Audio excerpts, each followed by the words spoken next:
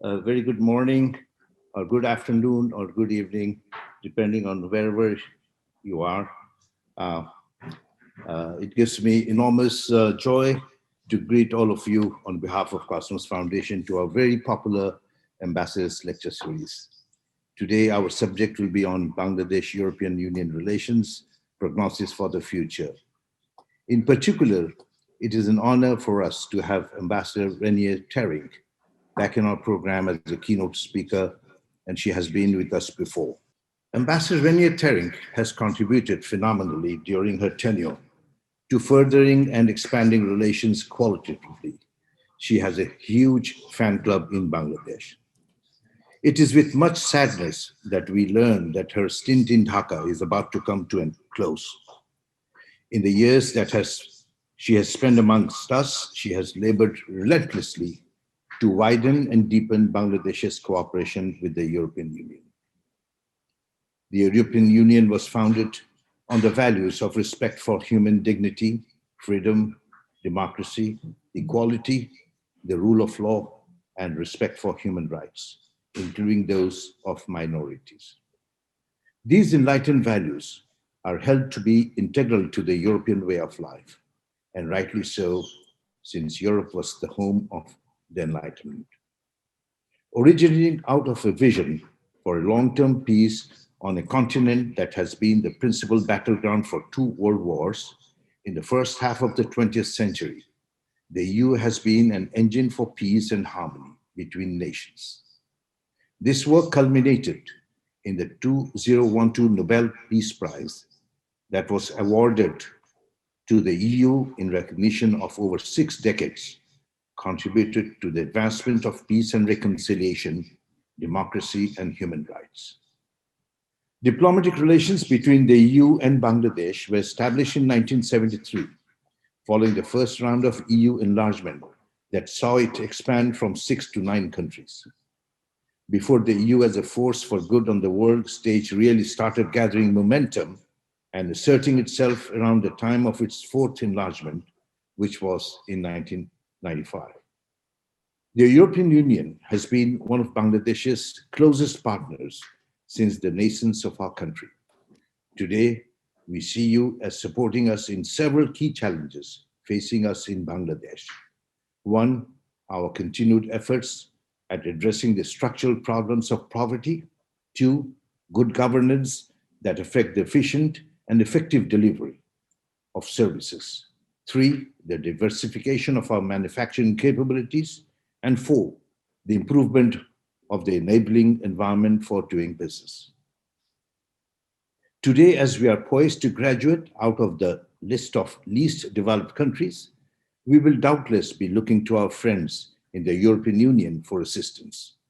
In the post-Brexit period, our collaboration may of course require appropriate fine-tuning. We are all well aware of the significance of the European market for our growth and development. Expanded market access is of critical for our progress. It is our hope that our negotiations will yield results that are mutually beneficial. The purpose of the events such as this would be to reflect on relevant issues with regards to the subject at hand and do some brainstorming.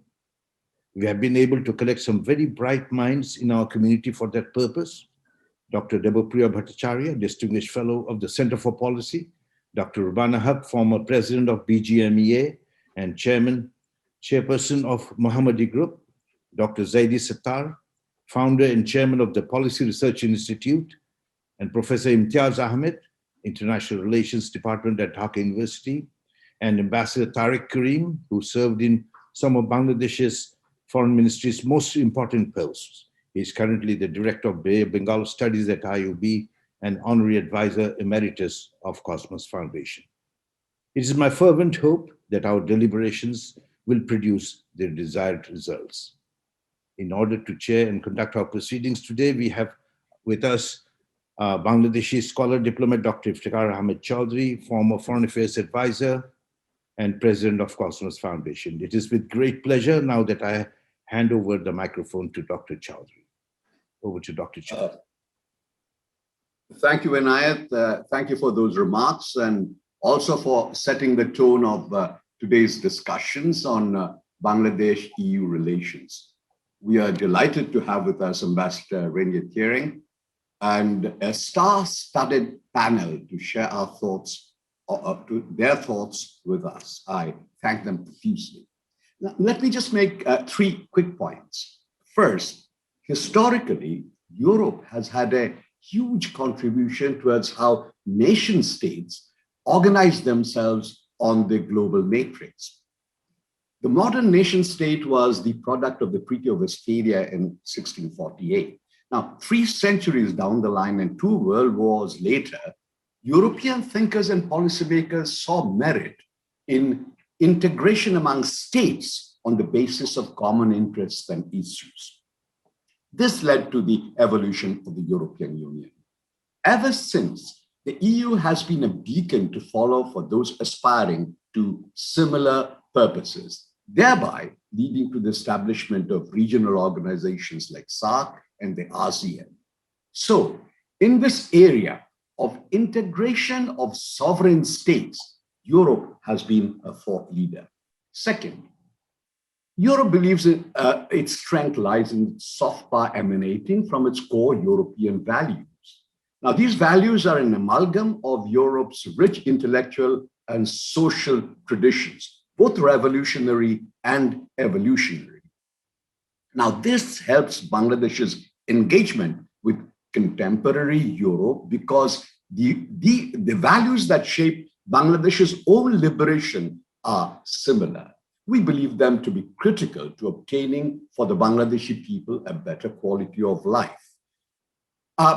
These pertain to pluralism, justice, development of all, including the marginalized, and empowerment of women and girls. Hence, I believe Bangladesh-EU cooperation is a natural outcome of the commonalities that we share.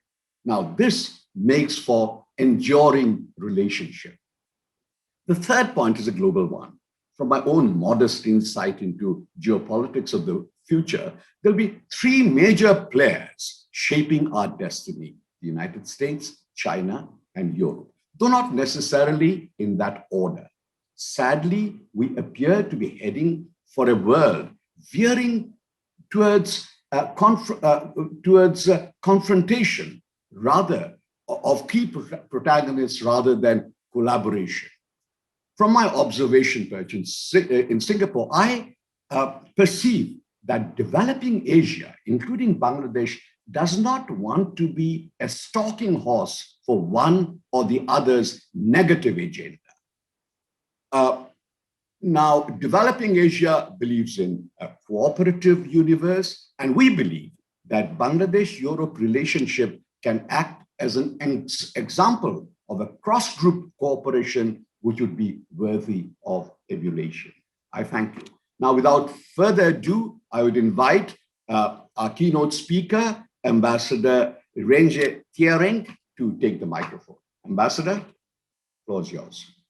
Thank you very much, Ifti. Always such a pleasure and inspiration to listen to you. And again, I'm quite awed to indeed see this star-studded panel today. And not only I think you represent the finest minds here in Bangladesh, but I can also boast that many of you are friends. So it's an extremely big pleasure for me to be here this morning. And I also want to briefly introduce our friend Toto. He is our new press officer at the delegation, Tawhid Feroz. So also welcome to you and thank you. It's been great since you have been joining our delegation. I think Ifti, you Thank you, madam. My pleasure. Pleasure. And I think Ifti, you have really put the finger on not only issues that are relevant for EU-Bangladesh's relations, but also the larger geopolitical context, which, as we all know, is in a flux, and that is also something I will briefly address in my talk today. I know that I have about 30 minutes, so I will keep a close watch on the time. The way I wanted to structure my talk today is, first of all, go a little bit into the latest on our relationship. And here I think it's important to put out to report what the EU is doing with Bangladesh at the moment, what the EU is doing in terms of COVAX. Then I want to speak a little bit on the new GSP regulation, which will be very important for Bangladesh. Also, what we're planning for our development cooperation agenda in the coming years and how that will affect Bangladesh. And then in the end, look at the wider agenda and talk a little bit on the Indo-Pacific strategy, which we are developing, and that should be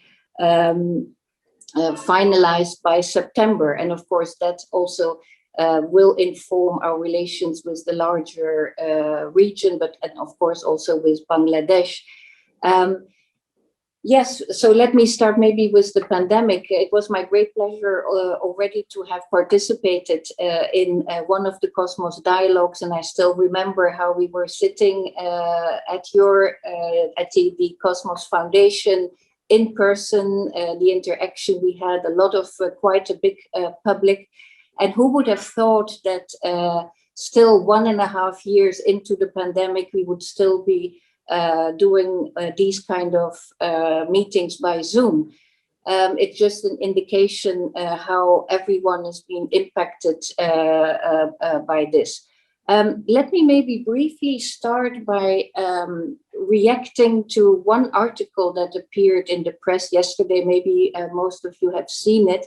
The Honorable Foreign Minister Momen referred to the EU in quite disappointing terms, saying that the EU actually is not doing much in terms of the distribution of vaccines. They should do, I mean, we always talk about human rights, but when it comes to actually helping out the countries, we're not really putting the money where our mouth is. So I wanted therefore to start this talk by giving you a little bit of more hard facts of what the EU is actually doing in the whole COVAX program.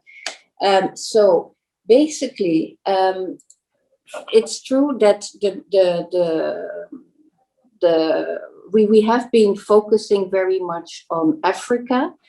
So what is the plan under the COVAX of what we call Team Europe? Team Europe is, of course, the Commission and all the 27 member states working together and putting together our budget to address the pandemic.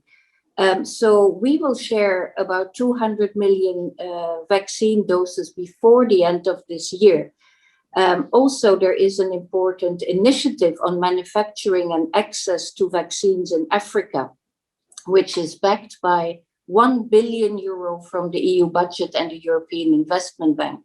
And I think what is important to note is that the Pasteur Institute in Dakar, Senegal, with the help of the European Union, will start building a plant, a vaccine production plant, which really will reduce Africa's dependence on vaccine imports by 99%. And so this will strengthen the resilience of the African continent in terms of the pandemic.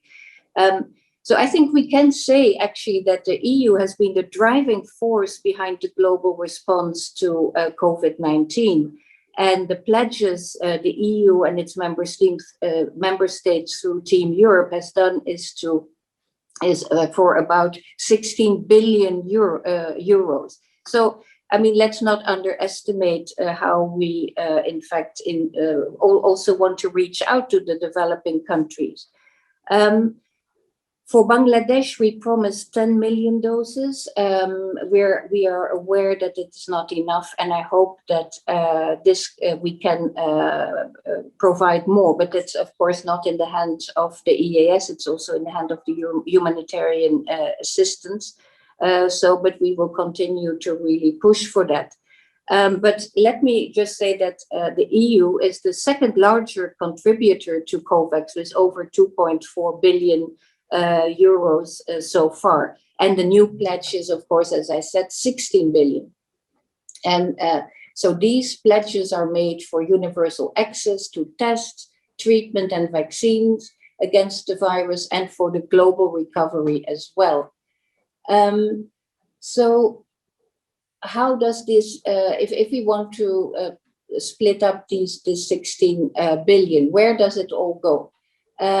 So 6.15 billion are additional funding to help develop and ensure equitable access to coronavirus vaccines, tests, and treatments. And this money raised will also support economic recovery in the world's most fragile regions and communities. And I think just to point back to Bangladesh, we have already seen how, for example, through our social protection program, we have front-loaded money to help workers that were fragilized and laid off in the garment sector. Yes, this is just to counter a little bit the sentiment, which is of course on the one hand understandable, but on the other hand, I think maybe not very justified that the EU is not as generous as is perceived. So that is why I wanted to address this. Secondly, our new programming for the coming 7 years is coming to an end. Worldwide, we see a little bit of reduction of our support to some of the countries. And in Bangladesh, we will have a budget of some 605 million euros.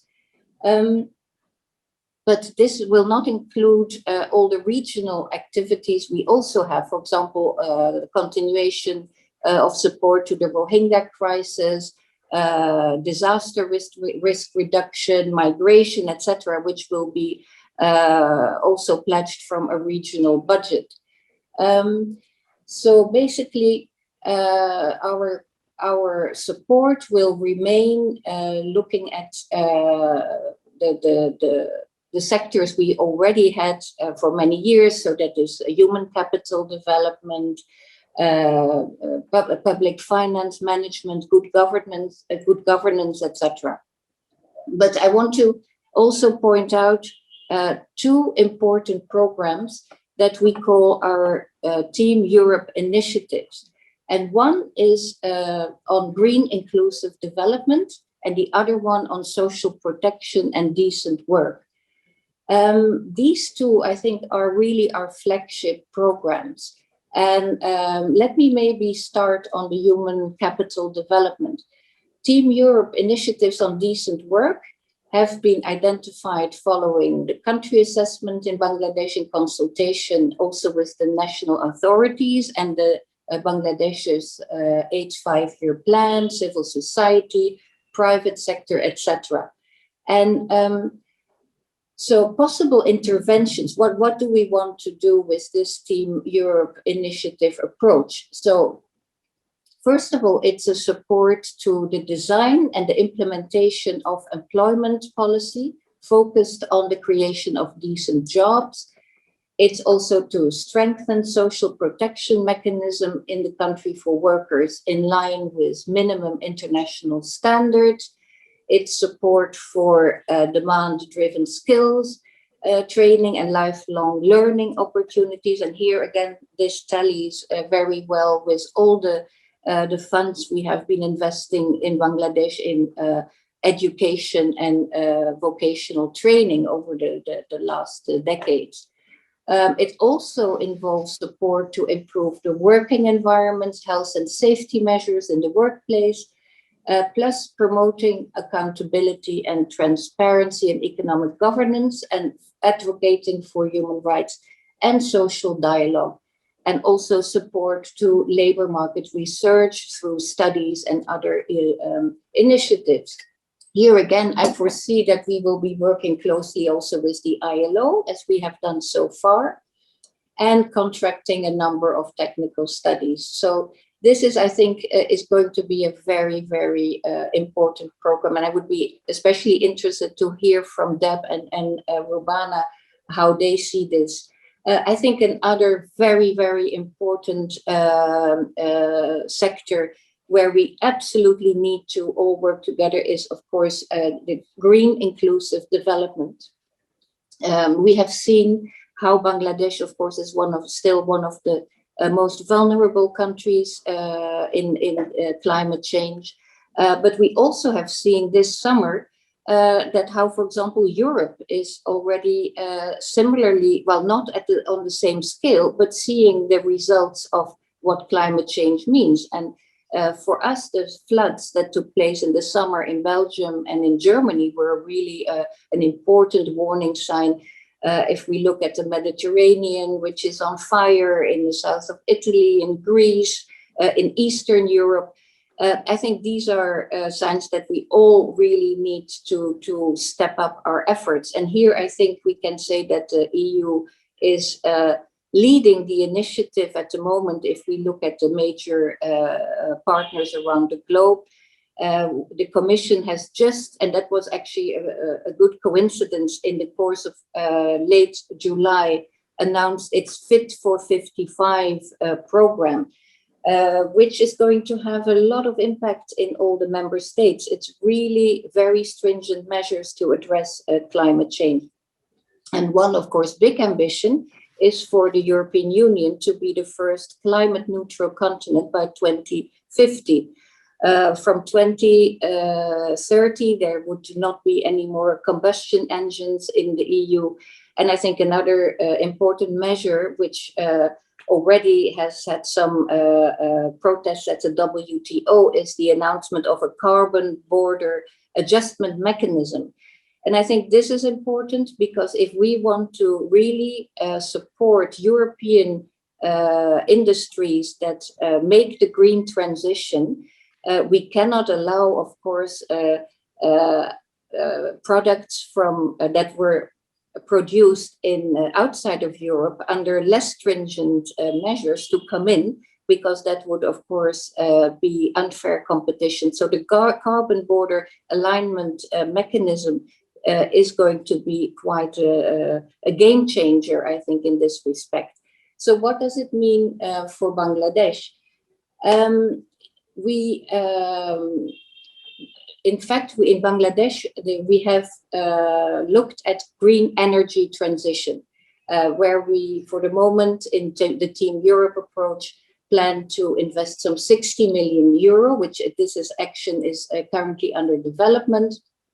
And it aims to support Bangladesh to build a power system which covers a maximum of the country's energy demand through renewable energy sources, while at the same time reducing greenhouse gases emissions, energy consumption and demand through an increased energy efficiency. So this program will cover both generation, transmission, distribution, as well as utilization, while linking it to the Team Europe initiative Green Energy Transition. And a preliminary project assessment meeting is already scheduled for early September. So we really hope that this will make an impact. There are also like-minded non-EU countries that participate. Norway and Switzerland are very interested. So what other possible interventions we could look at is facilitate sector reform through audits, business climate, adapting pricing and removing harmful subsidies, etc. Also operations to promote and install innovative renewable energy, such as solar, floating, irrigation, offshore wind, I think very underutilized still in Bangladesh, and waste to energy. Also support the rehabilitation and upgrade of grids to integrate renewable energy. Again, I think for Dhaka, extremely important in terms of air quality, a support to energy efficiency in brick kilns, climate smart interventions at the industry level for selected value change for resource efficiency, support the private sector also to solve the distribution losses, enhance grid integration, and of course, solar, the argument always has been there is not enough space in Bangladesh to really go full out here. But we could look at solar rooftops, for example, in public buildings.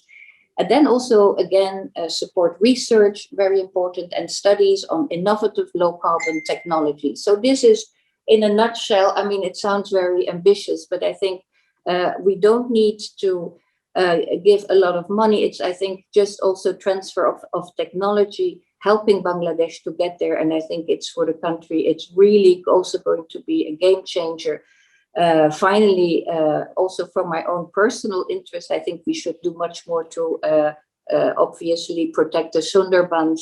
I was sad to read recently that Cyclone Amphan has really devastated much more than we thought in terms of saline intrusion and harming the tree cover. So there's a lot to be done as well. Also, with, for example, the shipment of coal through this very, very fragile environment.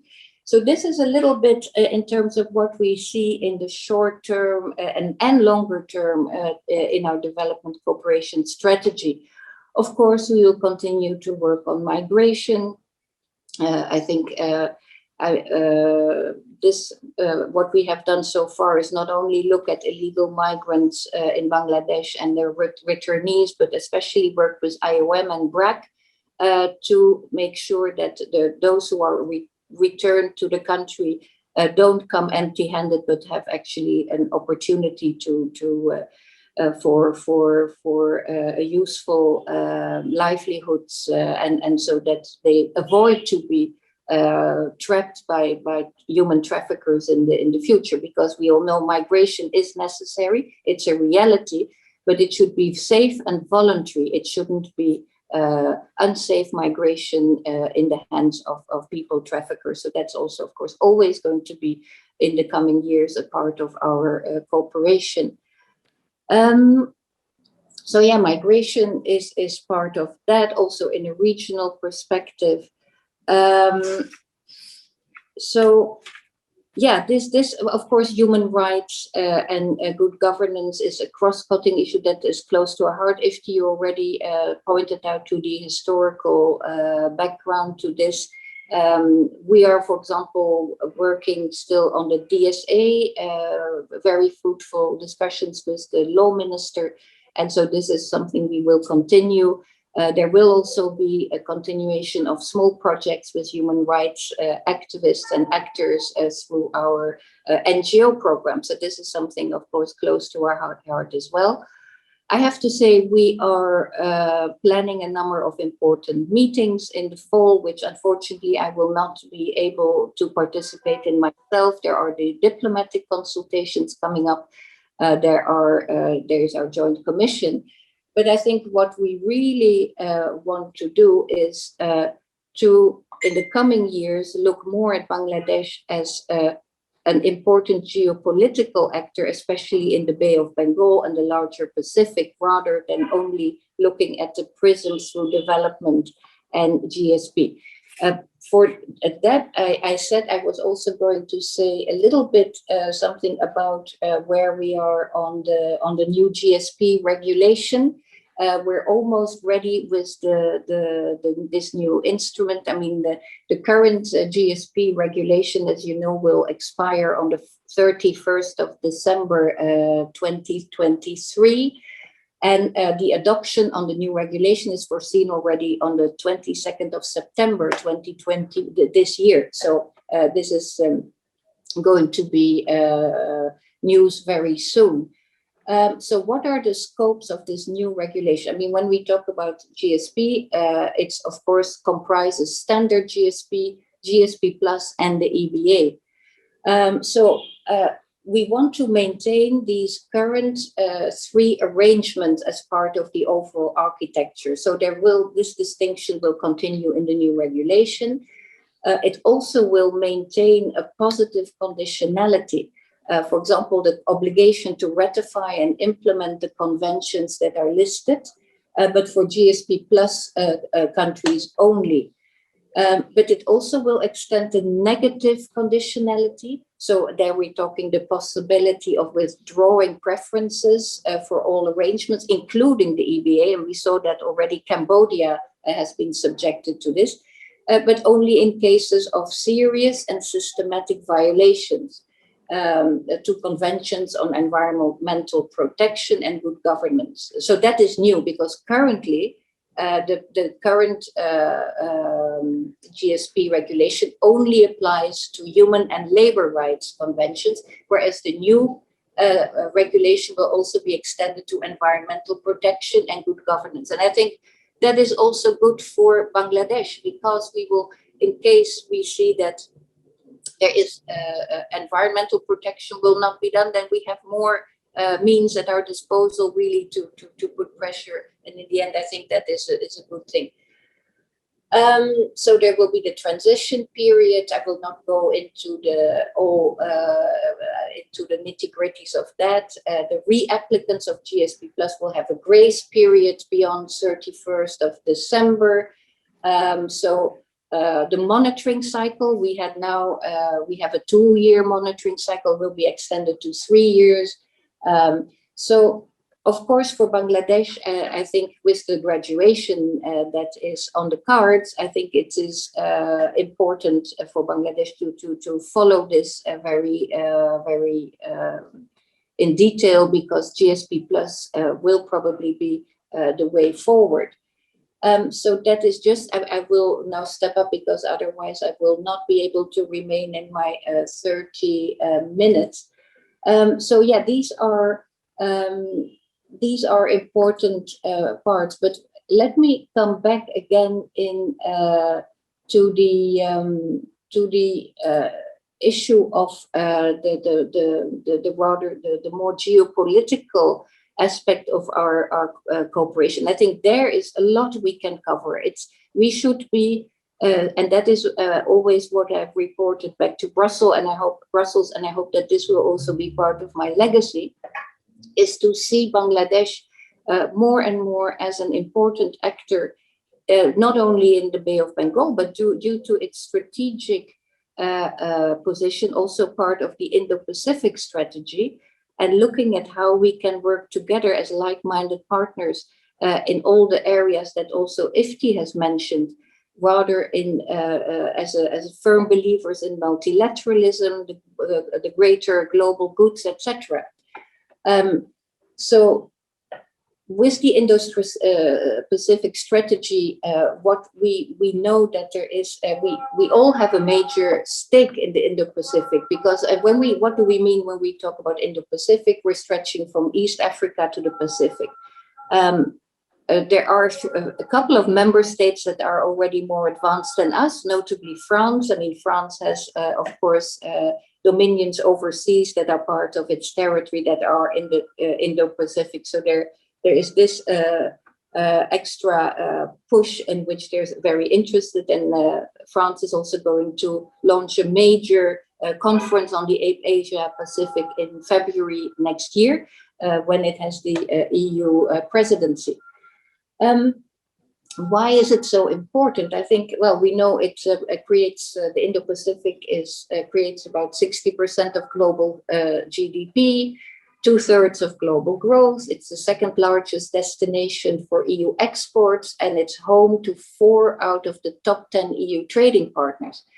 And by 2030, it is expected that about 90% of new members of the middle class will come from this region. Of course, amidst all this dynamism, as IFTI has also mentioned, the regional order is increasingly challenged. There is, of course, the US-China geopolitical competition that is intensifying, and it's leading to a rise in power politics. And at the same time, of course, especially Asia's security architecture still remains work in progress. So in and around Europe, there are also many security challenges. But of course, over time, we have become more used to mature frameworks such as the EU and NATO, which are acting as poles around which engagement and ground rules and alliances are framed. And of course, you said it, speaking from Singapore, in Asia, of course, there is the ASEAN-centered organizations, including the ASEAN Regional Forum, of which the EU is, I have to say, a proud and active member, guiding the security cooperation. But we also see a growing role for the Quad and China-led frameworks. And there is a sign that this region has a strong regional military buildup. Just to give you also an example, the Indo-Pacific share of global military spending increased from 20% in 2009 to 28% in 2019. And in the midst of all this, democracy and fundamental freedoms continue to be under attack, as we have seen most recently in Myanmar. Again, with Bangladesh bearing the brunt, with no very rapid end to the Rohingya crisis in sight, unfortunately. So economic growth and stability of this region, of course, rests on openness, on stable and shared rules and shared security. And this is really the EU's core interest, to keep the regional order open and rules-based. And we believe we can contribute a lot, and this is recognized also, I think, by many of our regional partners who view the EU as trusted and more reliable than other actors. Again, to just cite the example of COVAX on vaccine multilateralism. So this is the best way to ensure the supply of safe vaccines to low and middle income partner countries. So what do we actually mean with our EU in the Indo-Pacific strategy? So the watchwords here are pragmatism, flexibility, and to be multifaceted. And it's open to all partners wishing to cooperate with the EU. And I think what differentiates it from other powers that also look at the Indo-Pacific is that it's not really an anti-China approach. We do not define it that way. Some of the member states who have already developed their Indo-Pacific strategies, as France, Germany, and the Netherlands, they also deliberately stress that the cooperation is open to all. And so in this sense, it's also consistent with the EU's 2019 strategic outlook on China, which defines China both as a partner, but also as a competitor and systematic rival, depending on the issue. So we're not at all excluding China from this. And I think it is a little bit maybe comparable to Bangladesh's approach towards China and India, which has been very astutely, very, very balanced. So the central plank of our engagement with the Indo-Pacific is really connectivity. We favor, again, a sustainable and rules-based approach to connectivity, which we believe is in line with what our regional partner wants. And if it comes to connectivity, there are, of course, the popular perceptions and reality. And of course, I'm referring here to the Belt and Road, which is seen as the big investment from China. But let me recall that in the 6 years between 2013 and 2018, the EU provided 410 billion euro in official development assistance worldwide, compared to China's 34 billion in the same period. So we look at these two figures, 410 billion and 34 billion. Also, the EU is by far the largest source of foreign direct investment, with a total stock of 11.6 trillion euro compared to China's 1.9 trillion. So again, it's more than 10 times. So the EU is already a connectivity superpower, and we're ready to step up our own cooperation with all the countries in the Indo-Pacific to do more and to do more together. Of course, the heart is ASEAN, that goes without saying. But also, for example, in the security architecture, there is one project which we're also looking at whether we can do something with Bangladesh. It's called CRIMARIO, and it's a project that addresses critical maritime routes in the Indo-Pacific. We already did that in Africa, and it's basically to make maritime routes more secure against piracy. And there is something we're in discussion at the moment to see whether this can be extended to Bangladesh. Then beyond connectivity and security, of course, there's climate change, biodiversity, research, innovation, digitalization. So this whole strategy is the further proof of our commitment that we want to continue to work with our like-minded partner in this turbulent world. And I think here, of course, Bangladesh will have an important role to play. And if there's one thing I'm going to take back to Brussels is to keep Bangladesh on the agenda here. Very often it's overlooked. Very often people tend to look indeed at ASEAN or our strategic partners. And while I'm aware that it's maybe not yet the case to do a strategic partnership with Bangladesh, at least we need to keep it on the agenda, look at the Bay of Bengal as an integral part of our Indo-Pacific strategy, and build on these political and geopolitical dynamics. And just to end here, my future role in 2 weeks' time, it will be going back to the External Action Service. I will be heading a small division looking at regional cooperation with Asia. In my portfolio is the set Indo-Pacific strategy. Also ASEM, and Bangladesh is of course also a member of ASEM, the Asia-Europe meeting. There will be the big summit in Cambodia in November, so there's going to be a lot of work on that. Unfortunately, not really the bilateral geographical portfolio, but I think I will have enough opportunity to really take, first of all the knowledge and experience I've gained thanks to being here in Bangladesh, and to make sure that Bangladesh is on the will be kept high on the agenda. And so please let me also just end here by saying that I'm grateful to Bangladesh. I'm grateful that I have been posted here. It was one of my preferred countries, so I never cried. I mean, this is always a bit of a cliche, but I'm sure I will leave with a heavy heart. And I have made a lot of really close friends. Many of you are sitting here.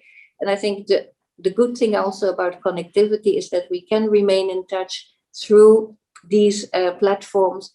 And please also know that if any of you come to Brussels, you're welcome to stay at my place. We'll be so happy to host you. And so let's stay in touch. And I'm ready to of course, continue the discussion and reply to your remarks or comments or questions. Thank you. Well, thank you very much. Thank you, Rengie. It was an excellent presentation. It was a huge challenge, of course, to put the entire collapse the entire EU program, as you did in your presentation, within a space of 13 minutes, and also touch upon the region, which you did very, very well. I'm also very pleased that you are going to a desk which will be a continuation of, in many ways, of what you have done here. You'll focus on a very important area, Indo-Pacific. You'll do very well to focus, of course, as you say, on pragmatism, flexibility, and multifacetedness. With regard to security architecture, of course, let me just underscore that there is always a certain amount of wariness on the part of many of our countries, not to be drawn into any conflictual relationships with any of the major protagonists of the world. As you very well know, in your very long stint as ambassador, that we are focused on development. And that is what we want to expend our resources on. You've never cried, of course, but I'm sure as you leave 2 weeks from now, a little bit of tear will let you down. Okay, all right. So we will now continue with our program. Next speaker, by the way, each speaker will speak for 10 minutes henceforth. I shan't take up any time introducing all of you, because all of you are very well known to start with. And in any case, you have been formally introduced in the brochures. I will begin now with, of course, Dr. Devapriya Bhattacharya, Distinguished Fellow of Center for Policy Dialogue, distinguished and stressed. As distinguished as you are of the Cosmos Foundation, Honorable Chair and Dr. Iftikhar Chaudhry, it's always a pleasure to speak under your guidance, because I have had the good fortune of serving under you. And also, I want to thank my good friend, Inayatullah Khan, the chair of the Cosmos Foundation and a good friend. And let me say that I come to the Cosmos Foundation discussion not to say anything, but to learn.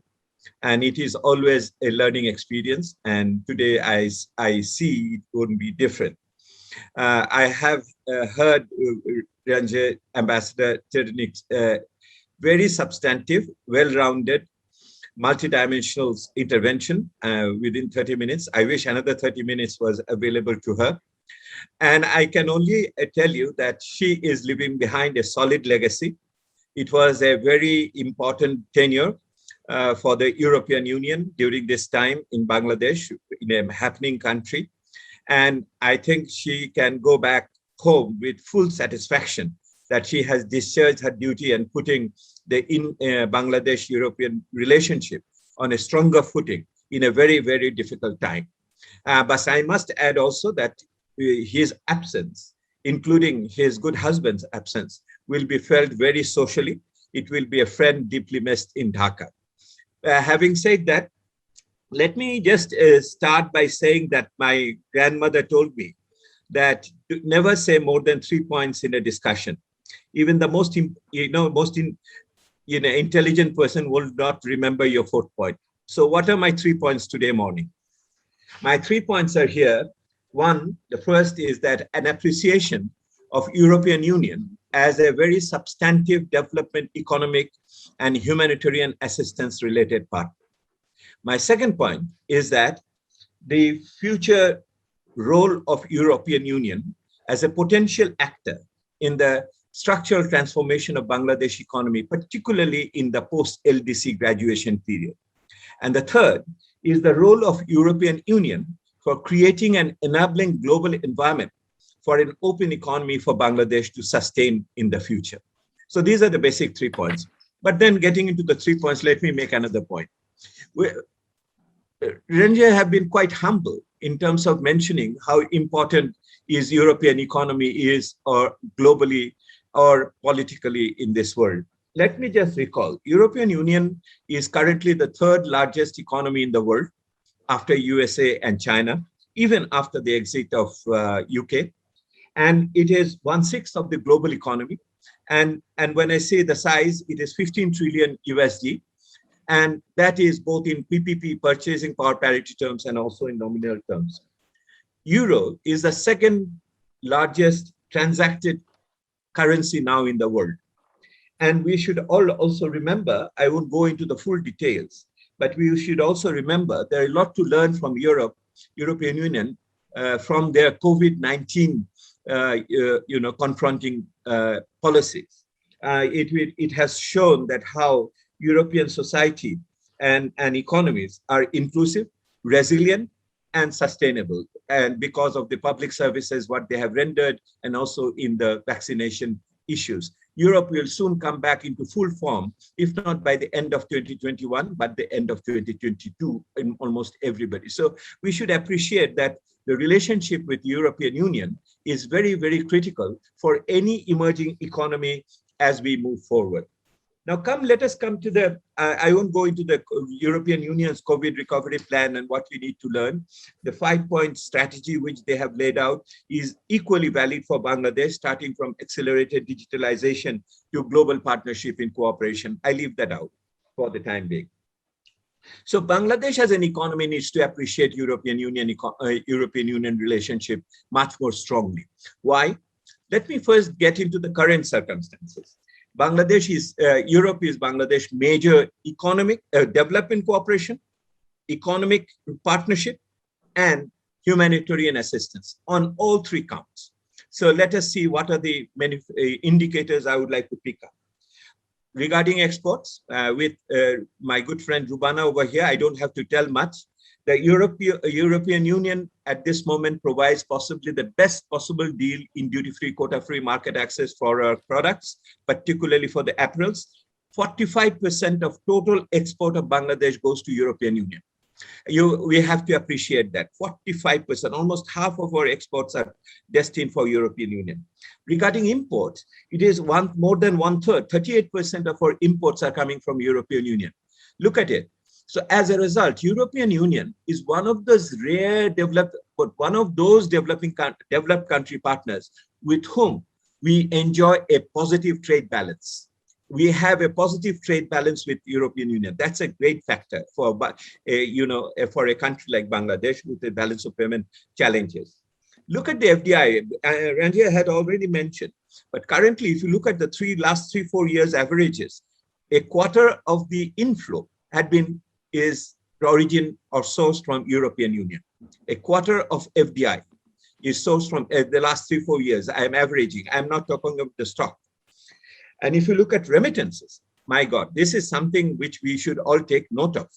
That it is at this moment in the remittance, it's only 12% of the total remittance coming from European Union. But mind it, it is one of the most growing source of remittances at this moment. If you look at the sources of remittance in Bangladesh, we have supposedly 13 million people abroad. And if you look at 900,000 people are there in UK, and 800,000 in USA, 900,000 and 800,000. Only 4 countries or 5 countries at this moment, 4 countries will make up 600,000 people of Bangladeshi origin in Europe. Led by Italy, we have 400,000, Greece, Spain, and Germany, all together 600,000. And if you look at the sources of remittances, it is the incremental growth is increasingly coming from Europe and also from the Southeast Asia. So we should not really we need to be mindful.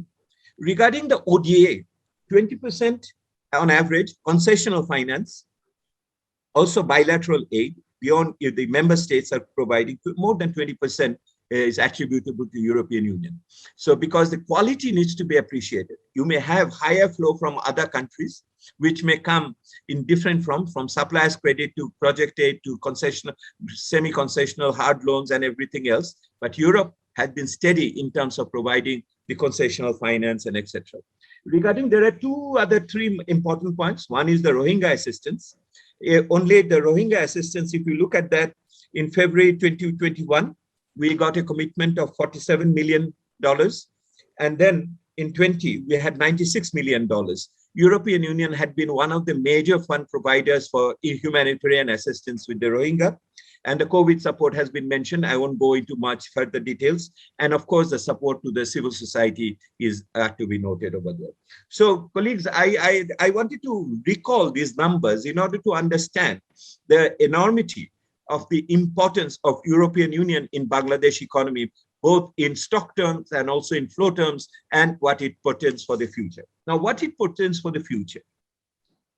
The future journey of Bangladesh with European Union is really largely related to our LDC graduation journey and thereafter. So what is happening? The first and foremost thing, and I will be a bit more demanding in this part, we have the everything but arms, the fantastic concessional provisions which have ever been given through the Brussels LDC conference. I was present on that occasion over there. Our current Prime Minister was there at that on that day over there. So it has 3 years of leeway after the graduation.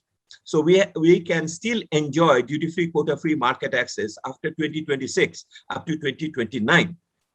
This has to be extended. It is a must. It is a must, and there is a proposal at the WTO on behalf of the LDC groups to extend it up to 12 years. I say 3 years is very low.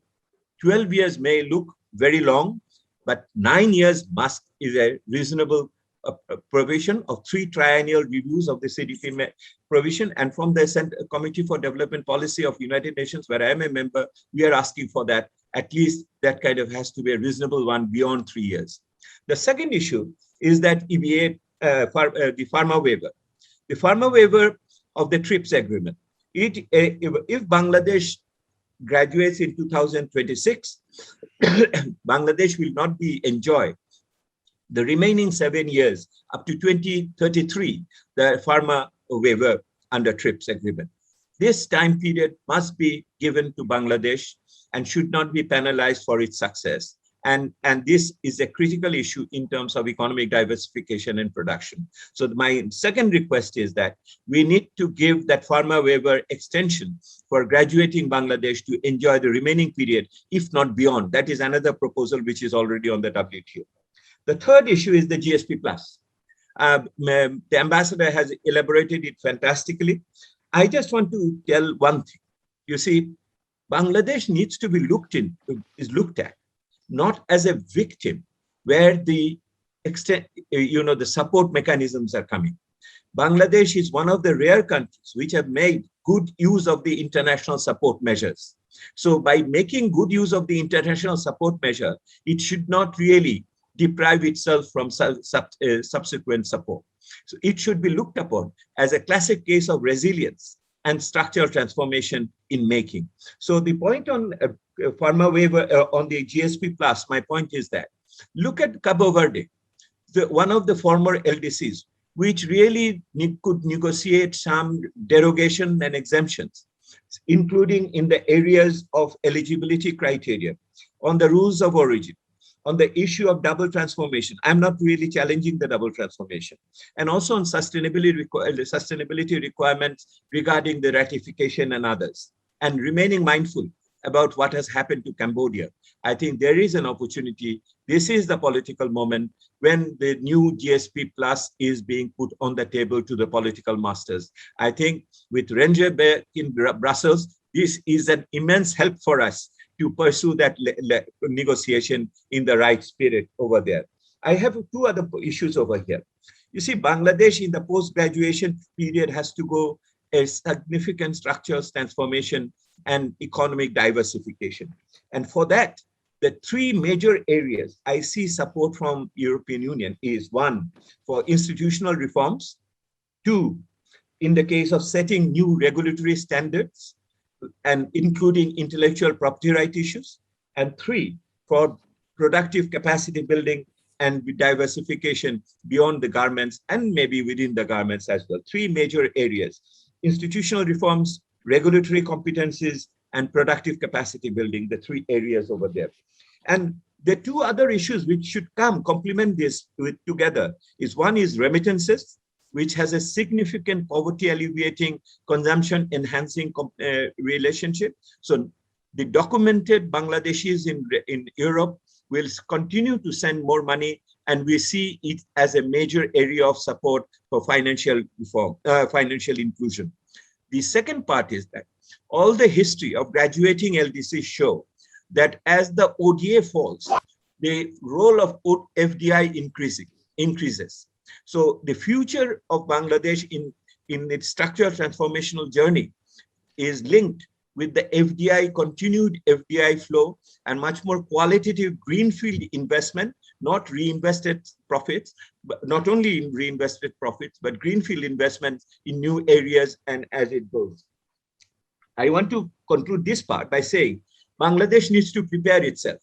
Renja had been quite, as friend, didn't mince much words, but let me be very direct and clarify this point. If Bangladesh wants to take full opportunity of the European Union benefits, then it has to prepare itself.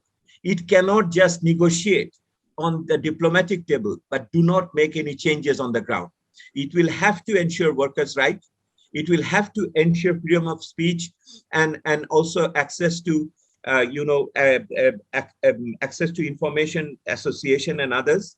It has to implement the UPR, Universal Periodic Reviews decisions. It will have to take note of the issue on the DSA and involuntary disappearances of people. It will have to create an inclusive civil society space. If we do not take note of these things and only think that we can negotiate economically, I think we are missing the point.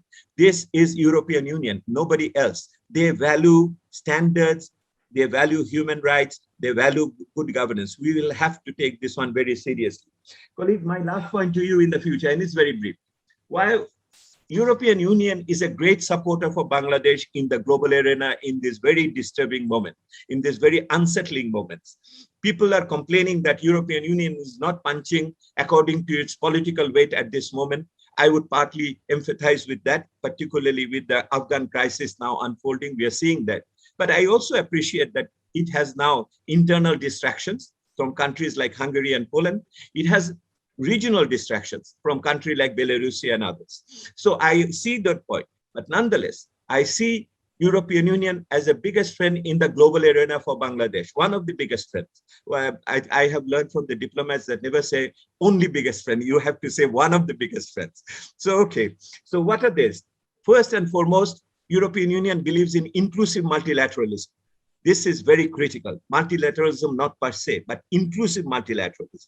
Second, European Union recognizes special and differential treatment to the developing economy, and in particular the LDCs and graduating LDCs. It talks about equal but not necessarily full reciprocity in these cases.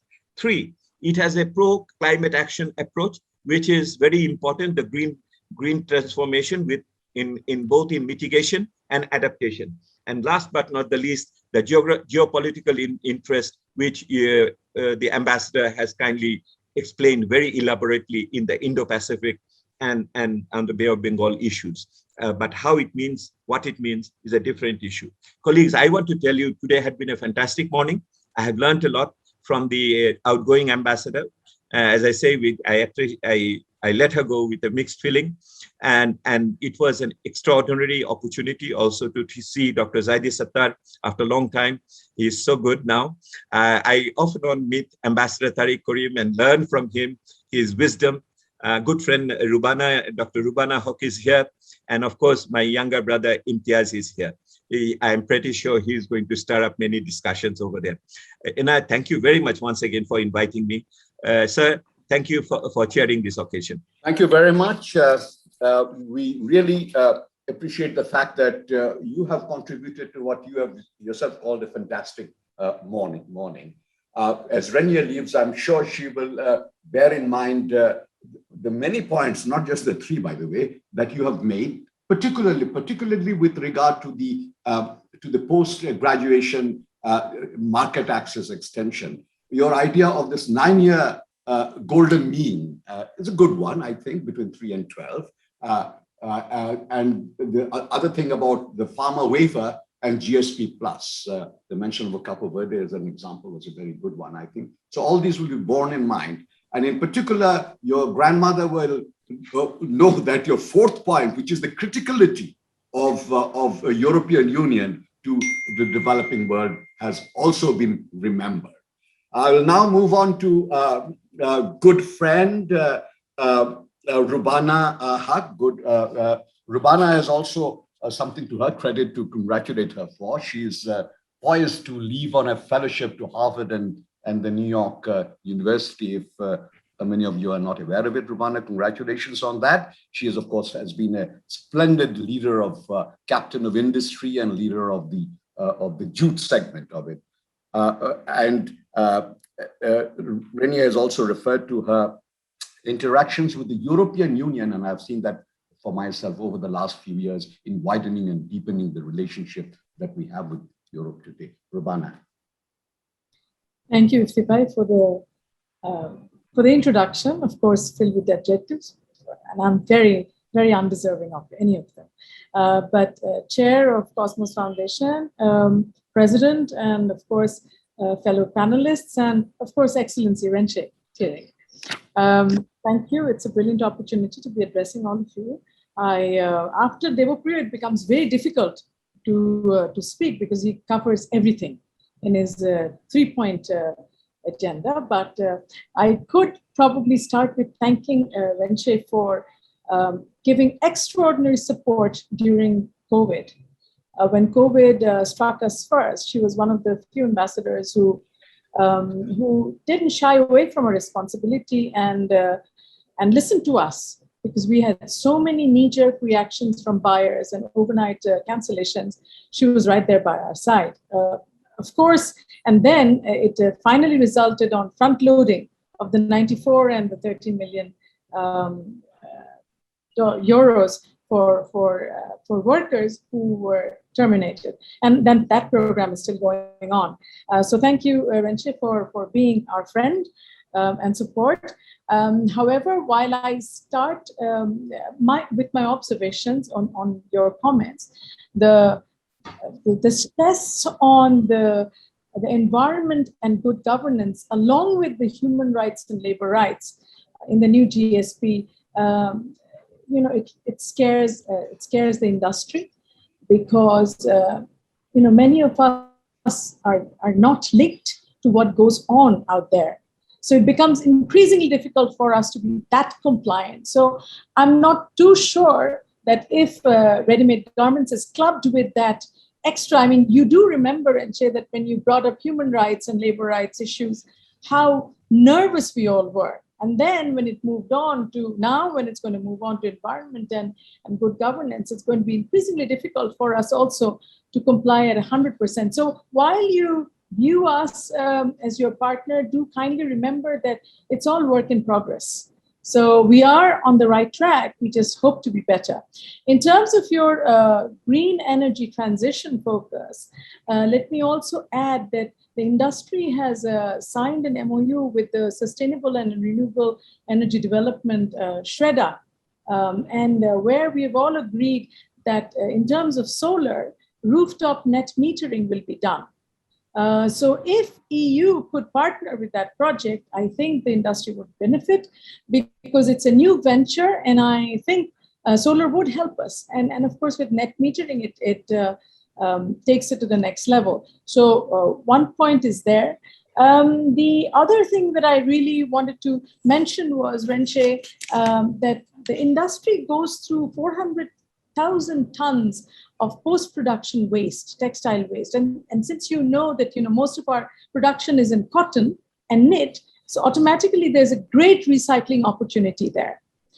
So if there are any ways of also collaborating with the EU on the recycling, and not only recycling, currently upcycling is also in discourse. So, it's about, we were trying to export culture to the West.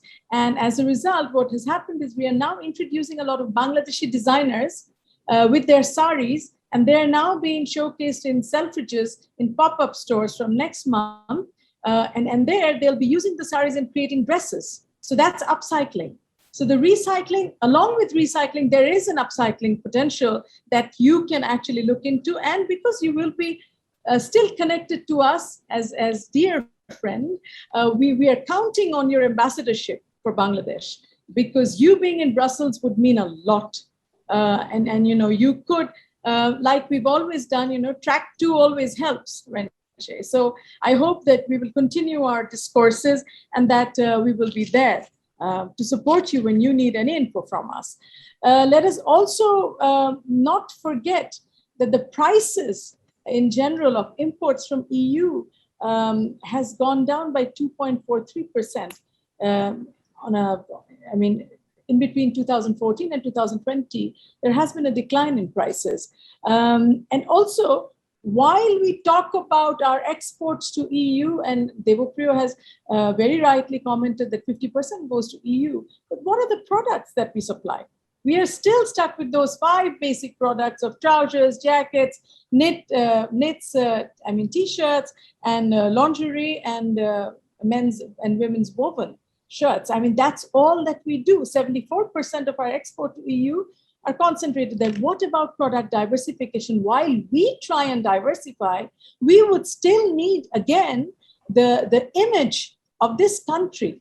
The country concept of Bangladesh, unfortunately, does not support value addition. Nobody really thinks of sourcing suits from Bangladesh or something better from Bangladesh. If we just take into consideration what we export to what you really require. For instance, you buy approximately $2.6 billion worth of just synthetic women's trousers, and another $2.5 billion worth of men's synthetic trousers, yet Bangladesh supplies less than 300 million of that. And it's not that we are lagging behind with our initiative, it's just that we are not being projected properly as well, because we don't have the means. We lack in branding.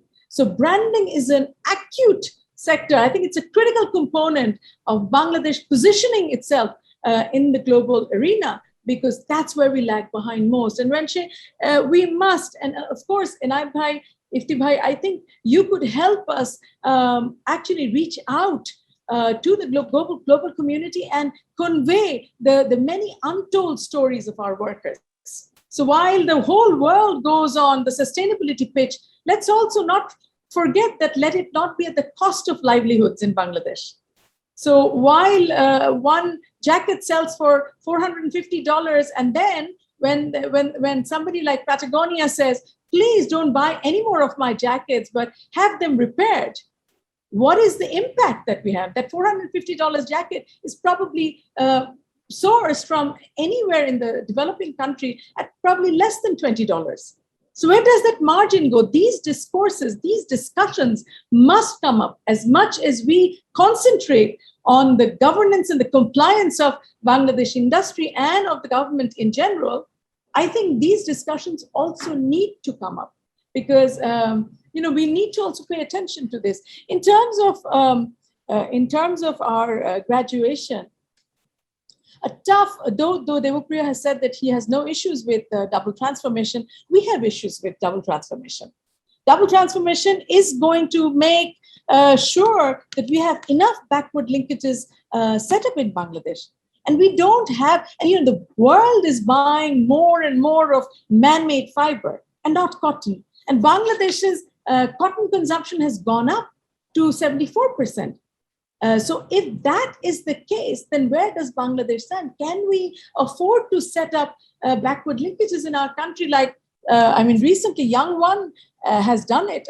Thanks to them. But how many of us can actually put up that money to set a backward linkage? So FDI in man-made fiber-based textile would be critical for Bangladesh. And if you can come forward and tie us up with some joint ventures, I think that would be brilliant. Also, in terms of value addition, I did say that we only supply 5 basic products, but Bangladesh has been trying to tie up with a few institutes, especially in European Union fashion institutes, so that we can have some design direction. So if a collaboration of design input can be provided to Bangladesh, that would also, a great designer collaboration or exchange program would help Bangladesh, because many of us are not exposed to that level of fashion. And today, the fashion is more about being personal taste. Our orders have gone from 50,000 pieces to 5,000 to 500 pieces now. You all know that Boohoo buys 200 pieces now, and they are so big in Europe. So Amazon, everyone has, lesser and lesser of orders to give us and more styles. So when consumer tastes are changing, when people are buying more athleisure and in homeware, where is Bangladesh going? So more hybrid tie-ups, at least webinars could be arranged so that we can be at EU and at the same time digitally showcase our product ranges. I think this is also required. Nothing much to add, except I would still say that there is a human factor, Renche, which needs to be remembered as well. You do know that while you give us your report card, and I would not necessarily say that it's prescriptive and punitive, but also remember that there are now Bangladeshi garment workers going to universities. These are stories that need to be told, to be conveyed. There are Afghan girls who are right now stranded in Kabul and trying to make their way into Bangladesh and may not be able to, but they are students of the university in Chittagong. So positive stories, Renche, FDI, a little help with our product development, and a little bit of green touch, and of course also a little bit of concentration or focus rather on ethical sourcing from companies in European Union would help, because you do know what we went through. With $3.19 billion worth of cancellation, this industry really suffered. And had it not been for the generous support of the government with the easy loan that we had, we would be dead. So I would humbly say that, let the journey continue, let the friendship continue, and we remain ever grateful to you for your support to this industry. And of course, we will miss you dearly. Thank you all. Thank you. Thank you. Thank you, Rubana. Excellent. Also, your inputs, ideas about upscaling in addition to recycling, upcycling. I also recall, Rubana, your presentation of the university girls in Chittagong Women's University in Singapore. You did that in Singapore and drew plaudits from your Singapore audience, I recall, on that occasion. I just had a quick question for you. You spoke about product diversification and branding. Now, shouldn't that be our initiative? I mean, we have to diversify, and branding is a marketing function of marketing, isn't it? So how can European Union assist in this? So we are trying to diversify, but what happens, Iftibai, is for the last 5 years, we've been just going to different trade fairs and everywhere and pitching better products, but nobody seems to be interested. So we have to get them interested in our better products. And we are now converting all our lines into homeware and athleisure, because that's what they're buying. But when I buy maybe a PJ or a joggers from Sweaty Betty or Lululemon at €79, and when I come back and see that I'm supplying a similar jogger to somebody else in Europe at less than $5, that hurts me. Because, when I see the qualitative difference, it's not much. But the point is, we are still lagging behind with our branding concept. And there are no great ambassadors from us, from our end, to basically project what we are good at. So, European Union buys around only 2.66% of footwear from Bangladesh, and they buy around 1.13% of fish and, food, and only 0.24% of vehicles and spare parts. My point is, the industry is also trying to diversify, because we need to diversify now. And here, many of us are trying to go into light engineering. So we need an audience to pitch. That audience needs to be ready for us. And with the help of Ministry of Foreign Affairs, of course, but also with the generous help of the EU friends that we have, we could be doing a lot better. Thank you. And the Cosmos Foundation will stand by you on this. Thank you, Rubana. Now it's a great pleasure for me to invite Dr. Zaidi Sattar to the mic, friend, fellow CSP, same batch, brilliant officer, brilliant analyst, and some of you may not know, a very good pianist who would keep us culturally sort of infused during following mess night evenings in what we those days are rather called our training institute after Plato's Academy, if you'll recall Zaidi. Anyway, Zaidi, you have the floor. Next 10 minutes, yours. Thank you, Ifti, for that exhilarating introduction, and thank you for always, reaching out. Sorry that I wasn't able to give you more time, and thank you, Chairman of Cosmos Foundation, Inayatullah Khan. I would have loved to, be a participant in many of your other events, which I missed, and of course, a lot of thanks and appreciation to Renji for having spent 4 long years in Bangladesh with us. I'm sorry that I wasn't able to interact as much as Ifti or Devapriya and Rubana and others. Thank you for a very comprehensive presentation about the EU-Bangladesh relations, where you covered not only the COVID support that you provided, and thankfully you did a significant amount of support, but you talked about the humanitarian aid and even the trade issues. Though that is, I guess, my claim to this particular session comes from my association with studying of Bangladesh's trade relations with EU as well as the other countries, Bangladesh's trade integration in particular. And I'm privileged to be, with some very great names, Devo Priyo, Professor Imtiaz, and who else is there? I think, thank you very much for giving me this floor. I'm sorry that I do not have the benefit of a prepared speech, so I might be going, all over. So just bear with me.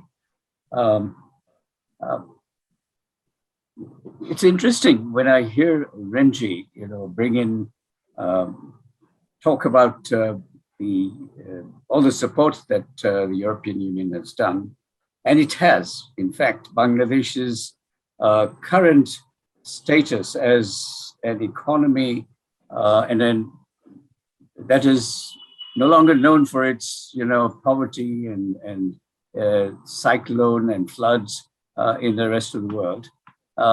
International analysts are talking about Bangladesh in terms of the success in significant reduction of poverty, the economic success that has been achieved through particularly export performance, and the fact that Bangladesh is a leading exporter, a world's number 2 or number 3, if you might take Vietnam into account.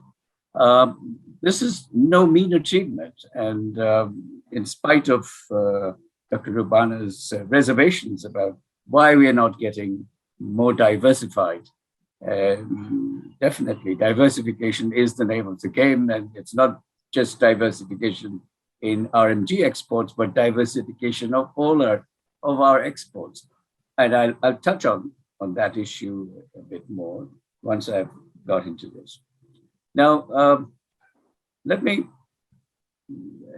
Devapriya has really covered more than 3 points, which his grandmother advised him. So he pretty much covered a lot of ground. So there's very little left for us to talk about, but let me see if I can excite your interest when I say that, yes, the European Union has been the elephant in the room when it comes to Bangladesh's trade and economic integration with the rest of the world. The European Union today, given Bangladesh's current international trades of about $100 billion now, 60 imports and 40 billion of exports. And it was only about $10 billion in year 2000. So Bangladesh trade integration with the rest of the world has gone up by multiples. With the European Union, EU, and I would like to include UK in that, United Kingdom. So let's say we call it the EU plus for Bangladesh's context, not the international. This is the biggest trading bloc integrated with Bangladesh. I think 50. I would say 45 to 50% of our trade now is with the European Union. China and India are the largest. I think they make up about 25% of our imports. And also trade, because we run huge deficits with these two countries. Not that our trade deficits are, a problem. It has not been a problem. We have been able to finance our trade deficits, and our current account balances have been pretty sustainable, thanks to our export performance as well as the remittance that we have talked about. So Bangladesh, in terms of external balances, has been quite sustainable. So in European Union has, through its support out of the international support measures, European Union has given Bangladesh the extreme form of GSP, where through the EBA, not only giving it the duty-free access for its imports, including the ready-made garments, which is Bangladesh's mainstay, but I think just as important has been its offer of very flexible rules of origin. You see, you can offer, duty-free access to countries you like, but they can all, these non-reciprocal offers are always tied with rules of origin, and those could be quite inhibiting. In the case of the European Union, the EBA has been very generous for Bangladesh, allowing this derogation, this one-stage processing, and that helped Bangladesh garment exports to really boom. Now, the interesting thing is that, rules of origin must play an important role in these various generous offers of concession and free trade access, because we also talk about global value chain integration. That is an essential part of trade openness these days. In trade in intermediate goods, trade in parts and components of the finished product has been the fastest growing part of international trade. And unless, a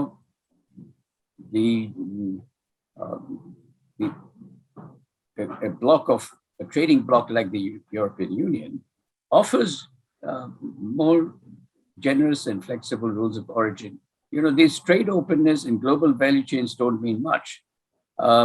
Please note that Vietnam today is an export powerhouse, all right. But Vietnam, it's the foreign enterprises that really produce and export most of Vietnam's exports. Manufacturing, when it comes to manufacturing exports of Vietnam, which everybody talks about, 90% of that is driven by foreign investment enterprises. And note the fact that domestic value addition in Vietnam is minimal. Vietnam, for instance, has exported $280 billion of exports in 2020 with a GDP of $260 billion. And that surprises many people, but the fact of the matter is that domestic value addition and value addition in exports is minimal, because when it comes to these electronic exports of Vietnam, and 97% of all the ingredients, parts and components come from Korea, Taiwan, Hong Kong, and China, and all those places. So let us acknowledge, first of all, that European Union, having allowed this trade integration to happen in Bangladesh, has helped Bangladesh's socio-economic progress for so many years. And we are hopeful that once Bangladesh graduates out of its LDC status, the transition from the EBA to a more competitive, environment for Bangladesh's exports, that will be a smooth transition rather than a disruption in Bangladesh's trade.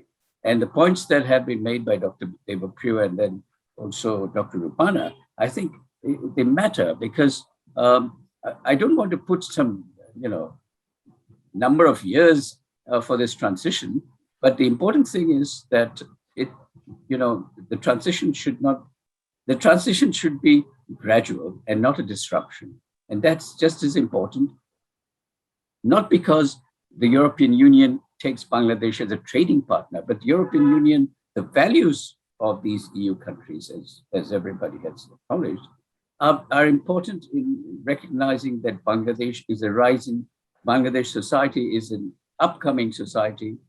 Gradually, there's income as well as socio-economic progress, and particularly poverty reduction it has been so significant that,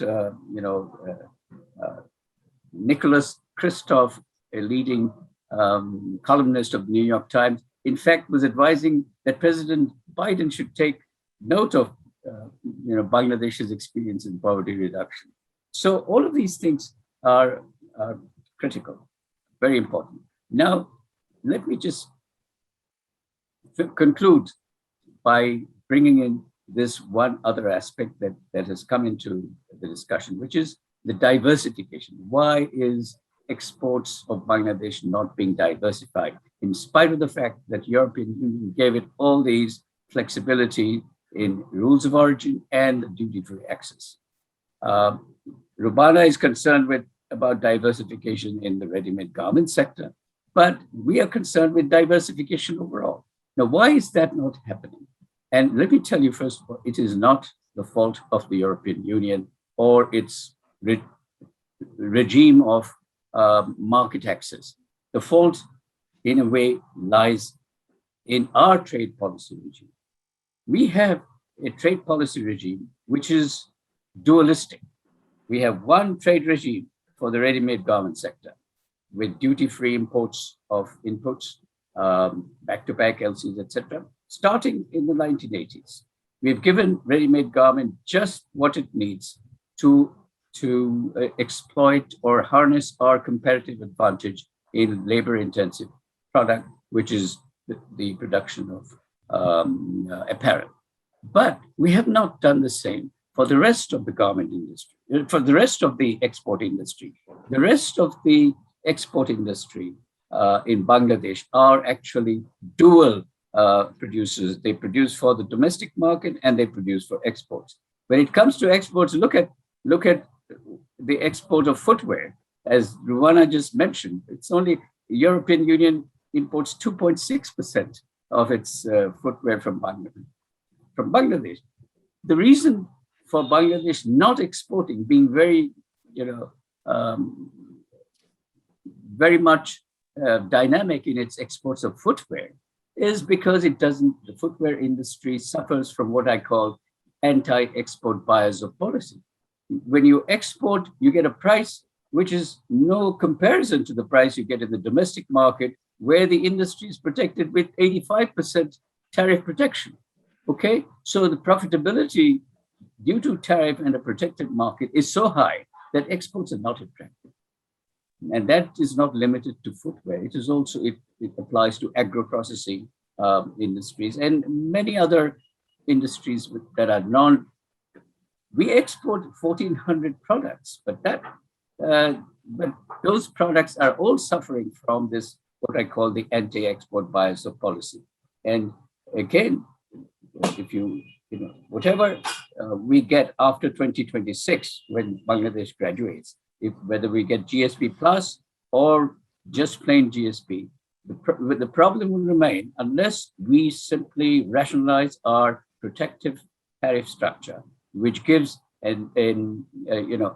which equalizes incentives between export and domestic sales. And until we do that, we continue to suffer from this export diversification problem. And that is a vulnerability, economic vulnerability, that we will not escape until we really put our act together.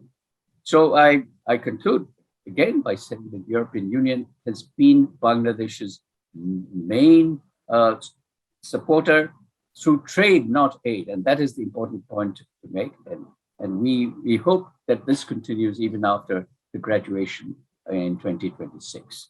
Thank you very much for this. Thank you, Zaidi. Very good, very excellent presentation. Very quick question for you. I mean, this high tariff wall, isn't that an impediment to FTAs as well? Absolutely. This is why we talked about the global value chain integration. GVC integration and FDI inflows require your trade openness. If your economy is too restricted for trade, you don't attract FDI. And of course, global value chain integration does not also happen unless there's seamless import regime.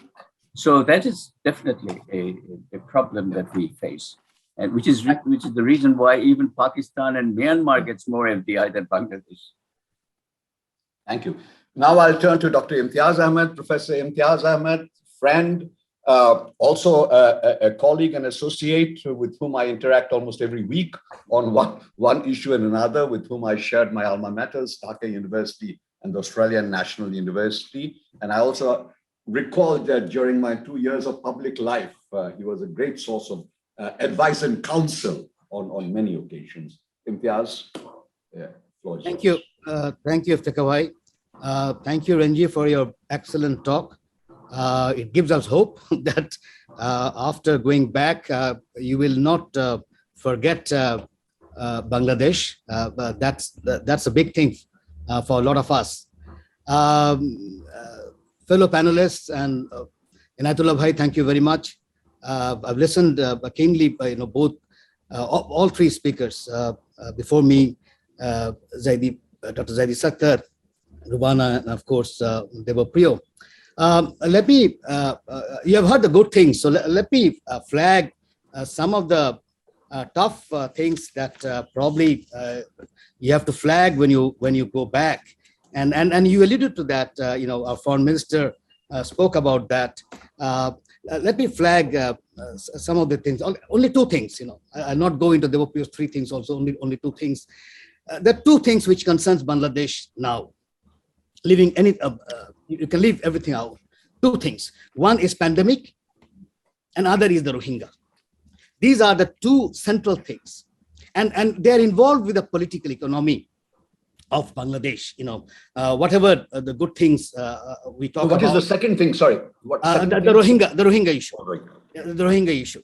The pandemic, one can imagine, it's the issue of political economies. It's related because quicker a country can get vaccinated, the quicker it can create the image that it wants to throughout the world and get into, kind of a normalcy.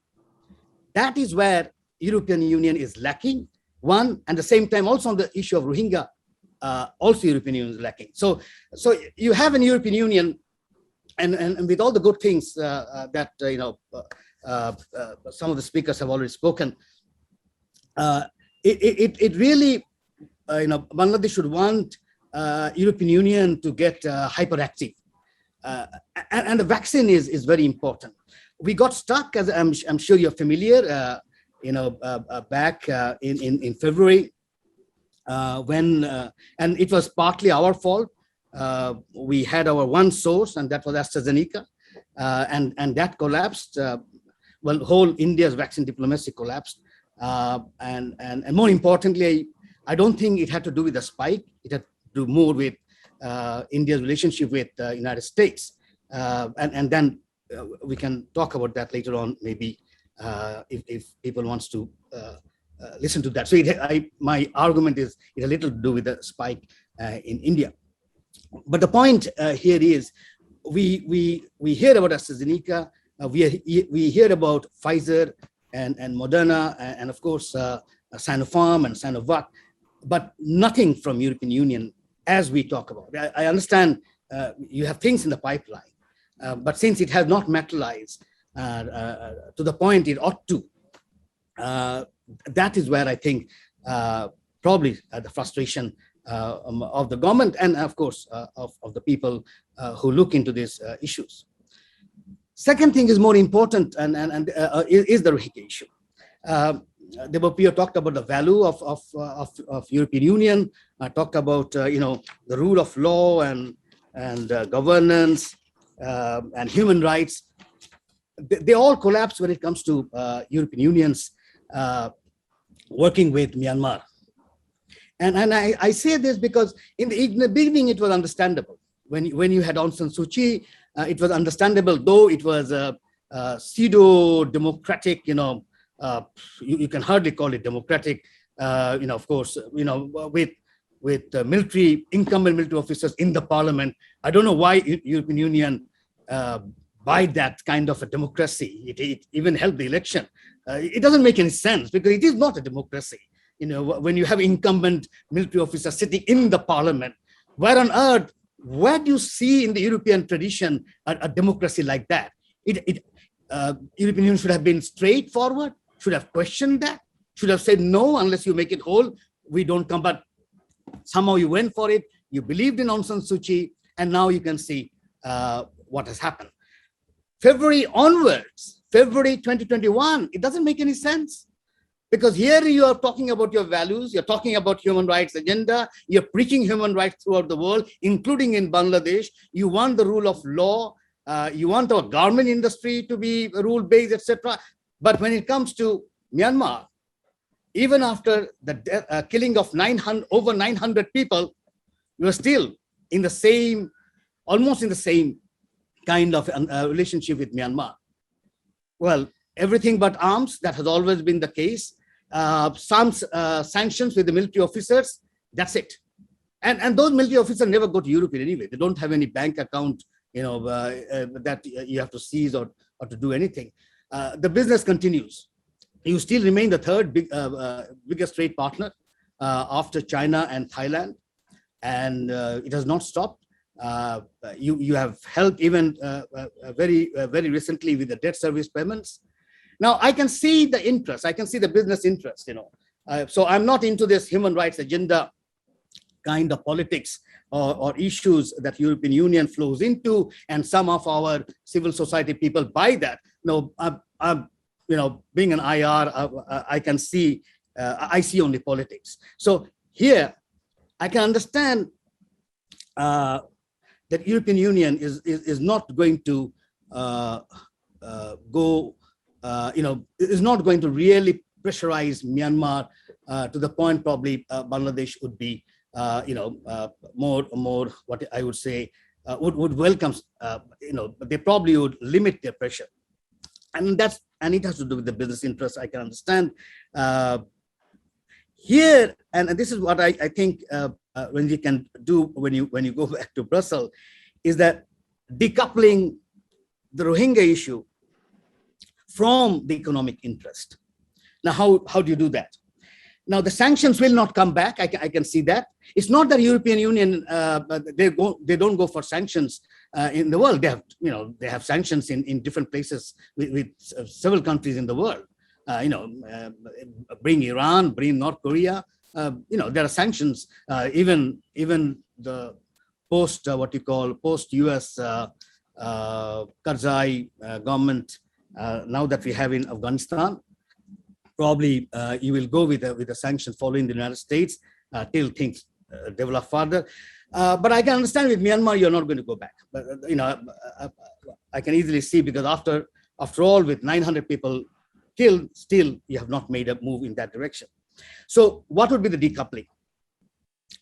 One is, except Netherlands, none of the European EU countries have joined Gambia openly. Yes, you have welcomed the provisional verdict, but that doesn't help. Because why I'm saying that, joining Netherlands or Canada and openly would pressurize Myanmar. Then Myanmar would understand that it means business. And this is something more important, not only because you're helping Gambia on this issue, but the whole issue of genocide is critical, because this is one country which has committed genocide, and European Union after Second World War were very, or Europe as a whole was very particular on the issue of genocide. But here, when it comes to Myanmar, you are dilly-dallying. You are even critical of China when it comes to genocide with Uyghurs, but somehow in Myanmar, it's not there. So it's more than that. If people or academician scholars would want to, if they want to take Europe seriously, Myanmar is I think a test case, and I see that it's getting eroded day by day, and people at one point I would not take seriously, and then it's Europe's interest would get hurt. So that's my point. You don't have to do it for the Rohingya, you have to do it for yourself. The second one is helping. The other way you can decouple is helping the Rohingya diaspora form a a civil entity. Because in Europe, you have a good number of Rohingya organizations. I'm sure you're familiar. There are a couple of them in Germany, there are a couple of them in UK, in France. Because the Rohingya diaspora in Europe is quite active and very intelligent and well placed. Let me put it that way. It's not disempowered fishermen that we have in Bangladesh at this point.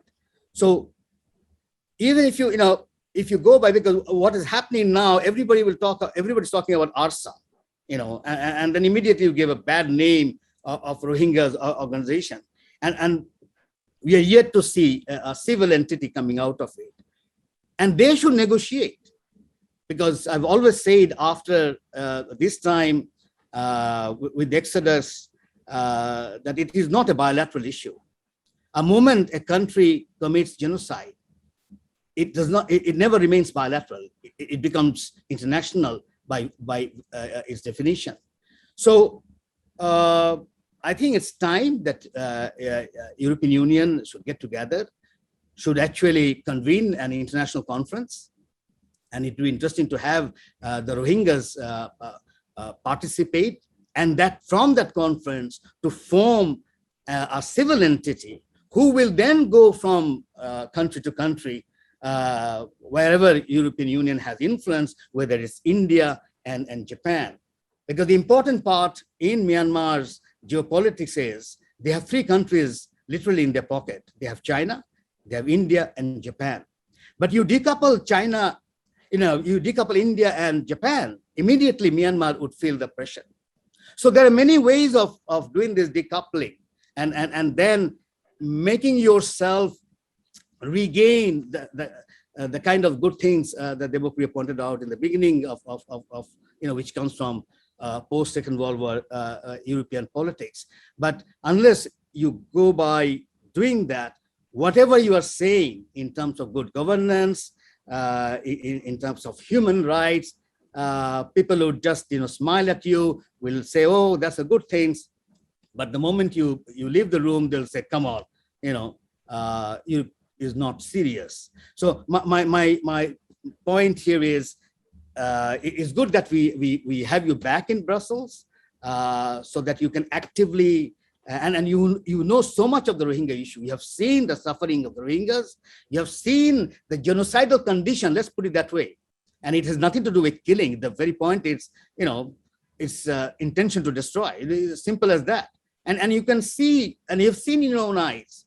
So before you take, I understand GSPs and other things are very important, but I'm talking about the human lives.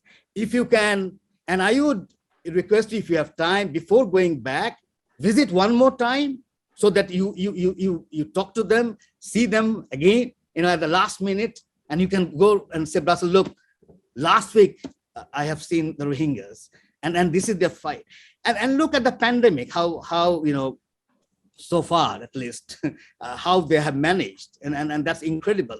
That story also has to go, because a lot of people have negative news on those things, including the Bhasanchar kind of thing. I don't want to go into that. I'll stop in a minute. I'll stop in seconds by saying that, Randy, thank you very much. I'm very confident that as you go back, you have been a good friend to Bangladesh throughout your time, and I'm sure some of the things that have been pointed out you will take them back and change things, and then we continue our friendship with you forever. Thank you very much. Thank you, Imtiaz, for that very impassioned presentation. The point you make about decoupling is very well taken, and you also make the point that the moment it reaches a genocidal level, it ceases to be a bilateral relationship. Some of these points, of course, are better addressed to the presidency of the European Union and probably the High Representative, but and Renia probably reports to the Commission. But in any case, she will be able to take it to Brussels, and obviously she'll be debriefed on this. And I'm glad that we are having this discussion at a point in time which will be fresh in Renia's mind when she goes for her debriefings in Brussels. I have very great pleasure now giving the floor to Ambassador Tariq Karim, a mentor in the Ministry of Foreign Affairs, one of those very few people still in active life who are senior to me and still constructively engaged in thought leadership in the community. Ambassador Tariq Karim, the floor is yours. Thank you very much, Ifti, for your very kind remarks. Thank you, Inayat, for inviting me again to one of these very, very constructive and very, You are our advisor. Well, some advisors choose to not do anything at all. And being in such distinguished company and all friends, I'm very fortunate to say that they're all friends, can be very humbling also. I don't, like Zaidi, I don't have a prepared speech or a talk. I very seldom do. It's a stream of consciousness, let me say, a reaction to everything that comes in. So in a sense, for all of you learned people, it might appear to be bringing the conversation down from the sublime to the ridiculous, but please bear with me. Renze, you have been truly a very, very good friend. We've had many conversations tete-a-tete together. And in a sense, I found a kindred spirit in you in the way we looked at the world and many of its problems. So you know where I come from. Let me start with where Ifti started the discussions at the onset. Europe's contribution to the world. And the two things that Europe gave to the world were one, the Westphalian state paradigm, and the second, the concept of regional cooperation. Both has, in its own sense, triggered off waves in the rest of the world.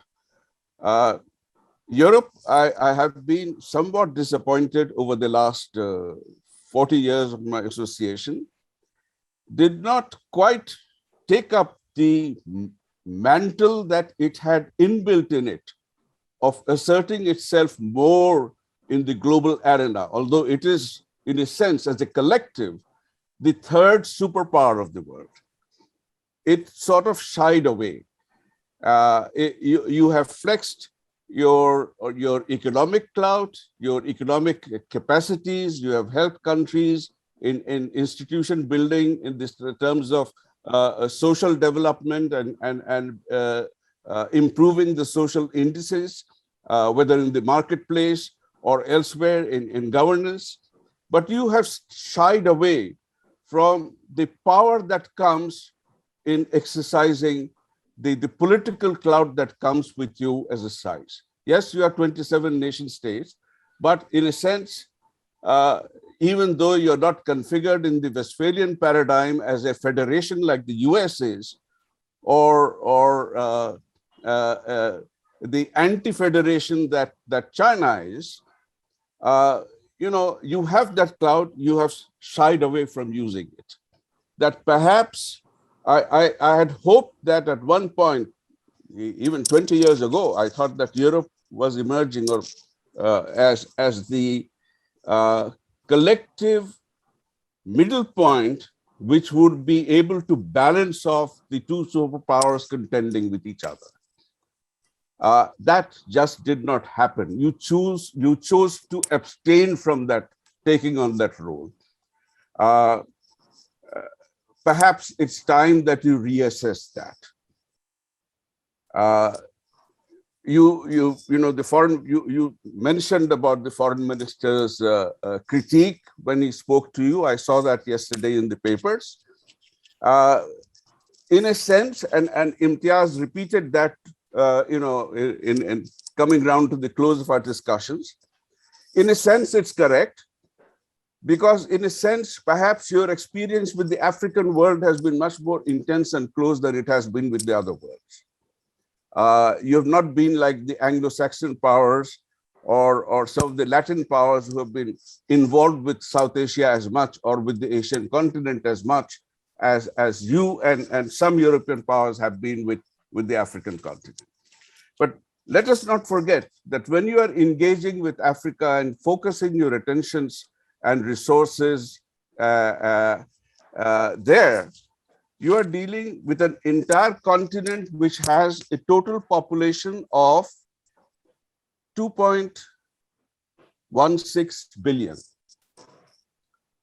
But if you are dealing with Asia, it is much larger. But if you are dealing with South Asia alone, it has a collective population of close to 2 billion.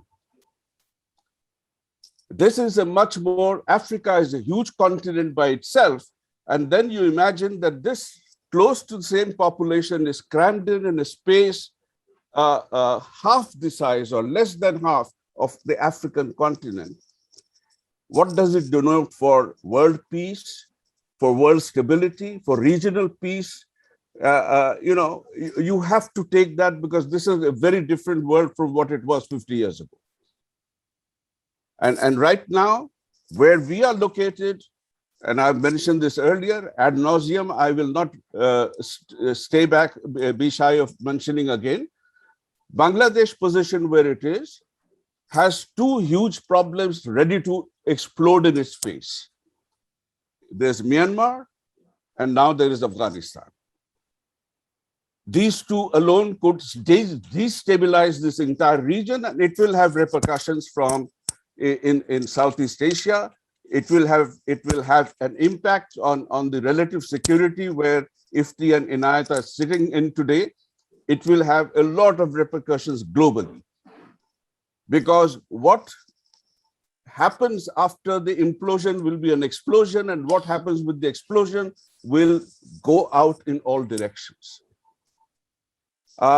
So, in a sense, I support Imtiaz's the point that he makes at the closing, but I will say it more gently that you need to reassess your role, not just globally, but also your role in South Asia.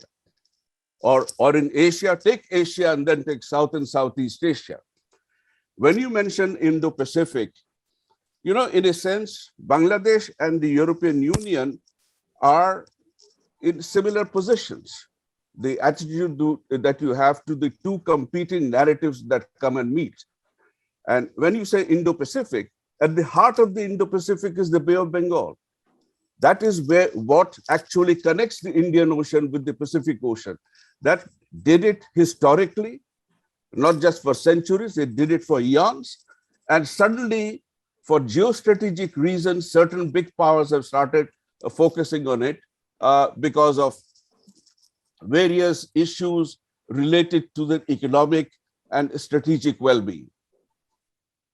So it is something which I think it is in European own interest to look at more closely, to devote more time and attention. I empathize with the comments that Rubana makes coming from where she is and representing the industry that she has, that don't press down so hard on our many warts and blemishes. Also take a look at the many good things that we have. Yes, but in a sense, let us not forget that all of Europe, all the European powers, where the Industrial Revolution started first with the invention of the steam engine and the bringing coal and steam together, you were there. You have done that. You have been there. You have come out of it. What I would say is share the experiences of how you came out of it. Do it not in a hectoring manner. Do it in a sharing manner. Share the experiences. We also had sweatshops. We also had lack of human rights. We had lack of this, that, and the other. What enabled us to come out of it? If you approach a student in that manner, the student will probably be more receptive to what you're telling than if you're trying to take a stick and beat it down on his back. Number three, I think the Westphalian model is, as far as I'm concerned, for most of us living in this part of the southern hemisphere, let me say the global south, is an imported model. It's a model which we chose to import. Like in Bangladesh, if you drive along the highway, the streets are lined with trees, with flora that have been imported from other countries. They're beautiful. But I saw the same phenomenon in South Africa, where they suddenly woke up to the fact that Europeans who had imported tree for beautification of the major cities were eating 60%, gobbling up 60% more water than the indigenous trees was, and South Africa was water starved. Okay, so transplanting ideas is good, but when you transplant it and it goes to a new pH factor where the soil is not conducive to it, it doesn't work in the same way that we hoped it would work. That, I think, has one of the major disconnects between what we, so everybody talks of the new world order that emerged after 1945. I talk of it as the post-colonial new Westphalian disorder into which many of the nation states that sprung up or were created after 45 found themselves in. We are still grappling with that sense of Westphalia.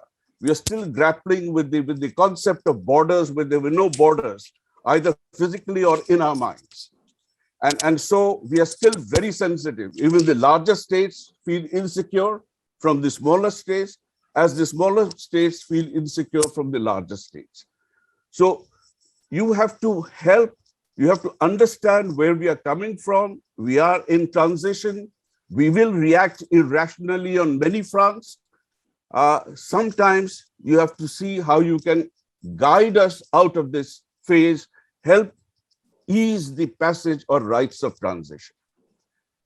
Number three, and I think this is where you have the biggest tool, soft power that you have in your hands. I've been trying to point out to friends over here. This is the most, how shall I call it, the least integrated region in the world today, where we are living in. But let us not forget that just about 75 years ago, this was looked upon as the most integrated region in the world. This is something which we did to ourselves. And the narrative that we spawned that 3.5 decades ago has completely overshadowed and nudged aside the previous narrative, which is not a few centuries old, which is a few millennia old, where we were together. We were not nation states, but we had a sense of belonging to one space. We fought with each other, but we also made love to each other. That we seem to have totally thrown out of the window. How do we reconnect? And I think the example that Europe sets is the example that you need to go out and talk to young minds in the schools and the colleges and the universities and tell them that, look, this is what we were. The European Union as a construct started with an idea. You had European cosmopolitanism, the late 18th century, 19th century. It was first voiced by Count Kalergi-Kudenov and Ambassador Aristide Briand. Later on, it gelled. You started with the European economic cooperation, and typically you did that choosing on what would help Europe rebuild itself, because the fruits of the first industrial revolution had been totally decimated by 2 world wars. But the most remarkable feature that I see, and that I have been trying to say, I'm afraid I've not had much success in that, is that it was 2 viscerally antagonistic enemies who came together to say, enough, let's get together. What do we do to bring us out of this morass that we have dug ourselves into? Germany and France. And when I have been pointing out for the last, I think, a decade to people when I was in India and even after I've left, that look at the Franco-German embassy building premises constructed in Dhaka. You have the flags of Germany and France, two mortal enemies less than 75 years ago, who share the same premises. I think even in the room configuration, it's all mixed up.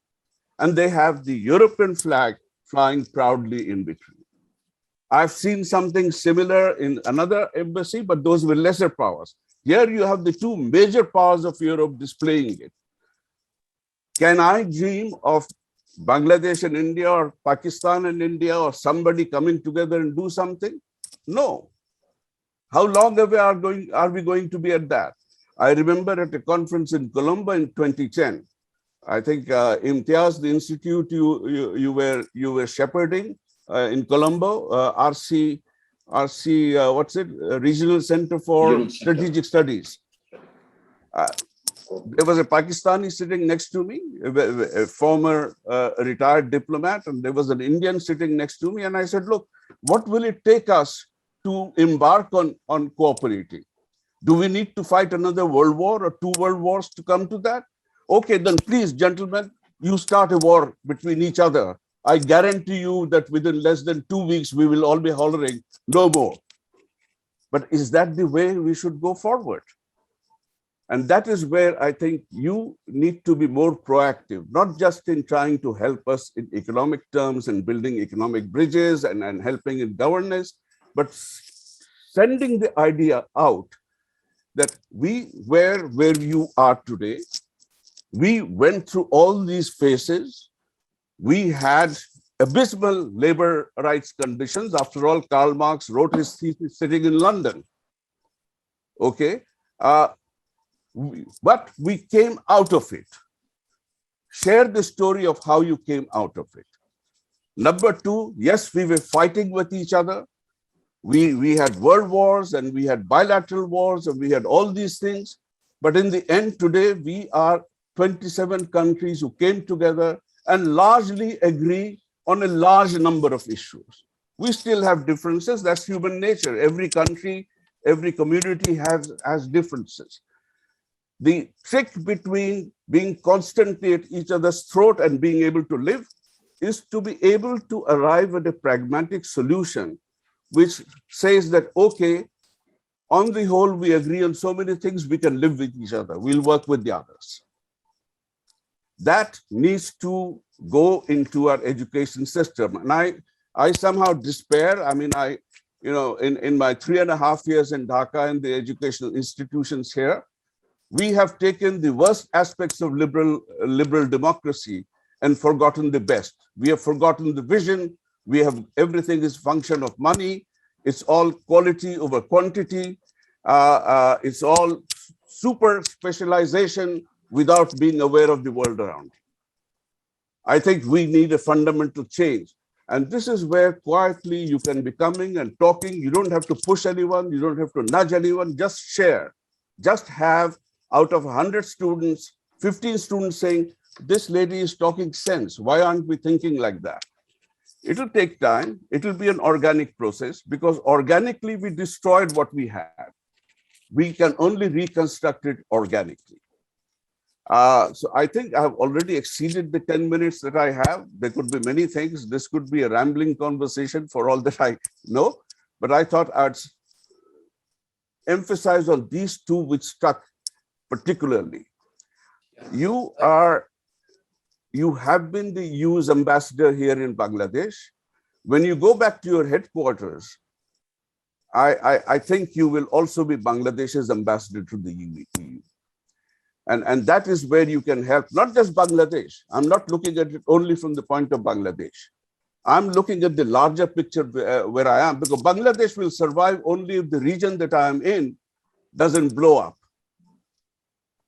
And you can help this region from falling into the precipice and committing harakiri by doing exercises a lot of the potentials for use of soft power, which you have so far abstained from using. I urge you to urge your council to reassess the world, because we are, 75 years later, We are almost back where we started, but it's a much more dangerous world today than it was 75 years ago. So I'll end my remarks here. Thank you. Thank you, Ambassador Karim. That was excellent. You made very good use of the time. That was framework was macro analytical, and spoken from the angle of what in Europe you'd call Hochpolitik, the high politics. Well, before I give the floor back to Ambassador Thiering to react to some of the observations made here, I have request from a couple of our viewers here from Cosmos. I have Masood Khan and Nahar Khan. Quick questions from both of you, perhaps. Masood, you go first, and then Nahar. And thereafter, I'll give the floor back to Renier for her final remarks. Masood. Thank you very much, Dr. Iftikhar. Hi, I'm Masood Khan. I'm the Deputy Managing Director of Cosmos Group.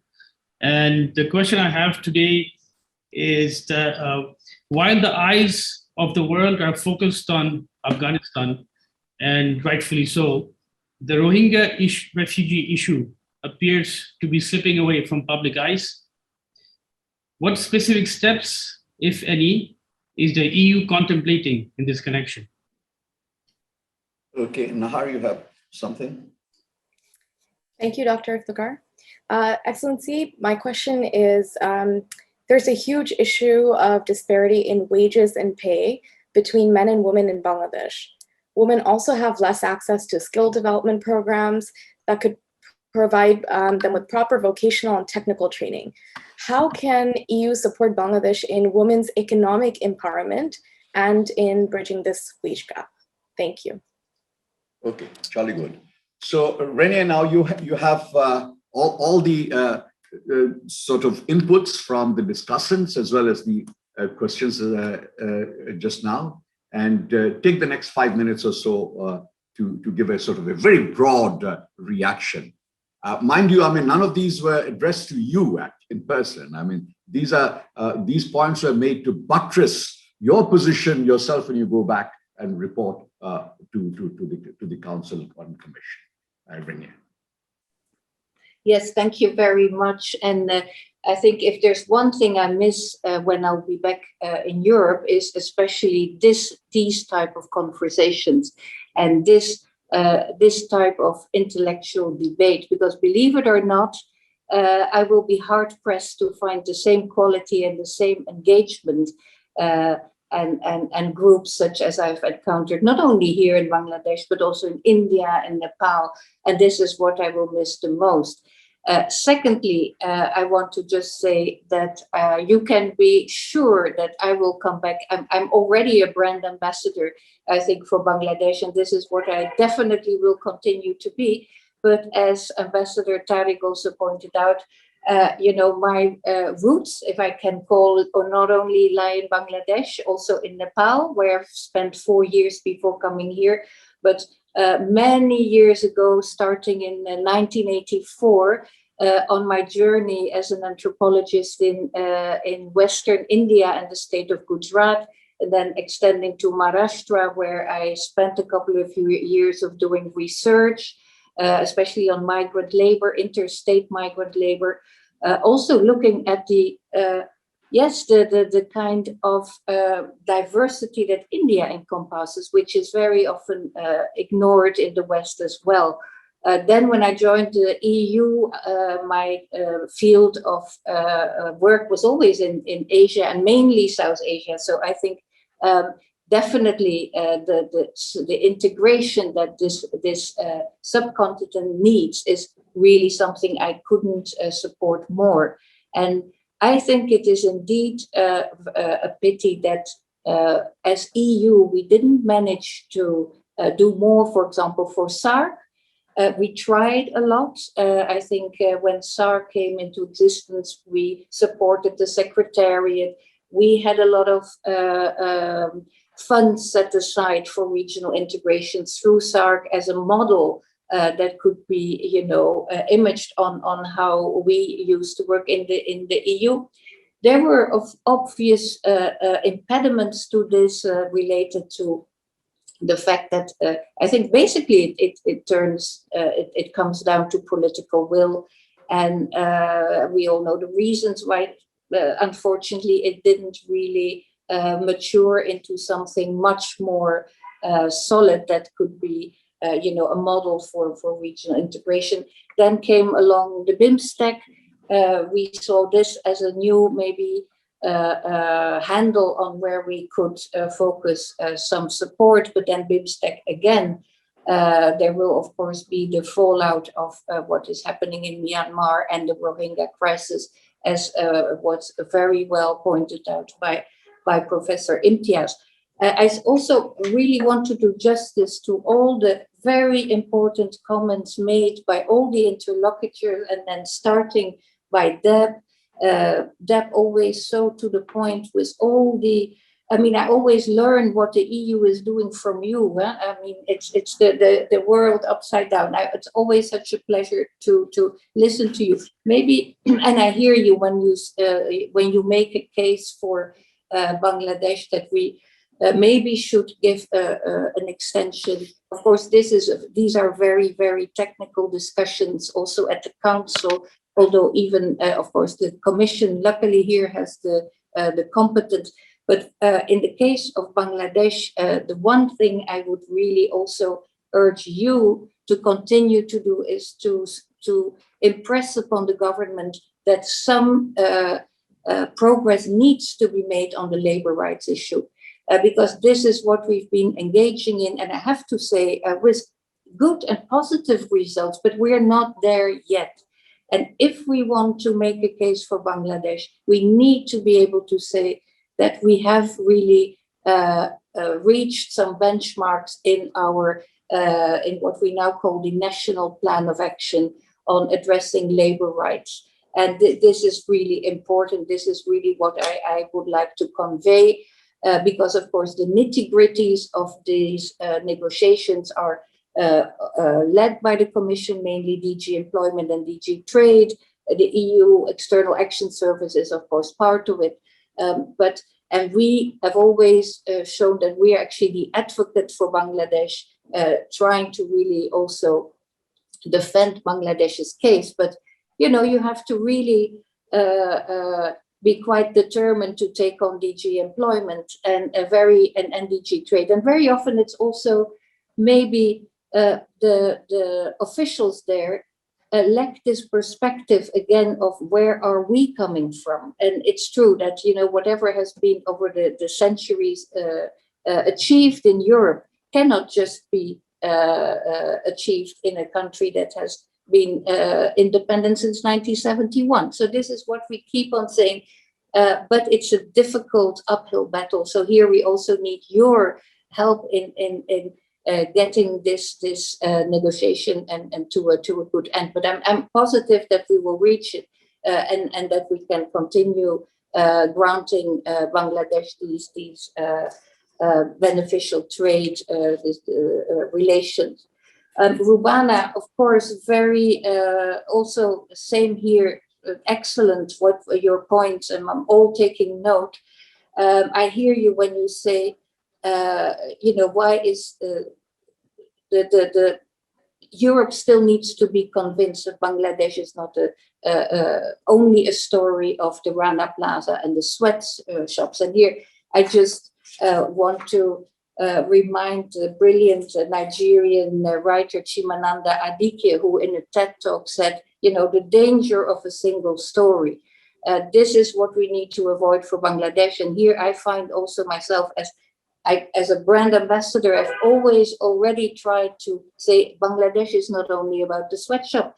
It is, and Rubana, you rightly mentioned that, yes, it will be problematic perhaps for the industry that we are coming with even more conditions like environment, etc.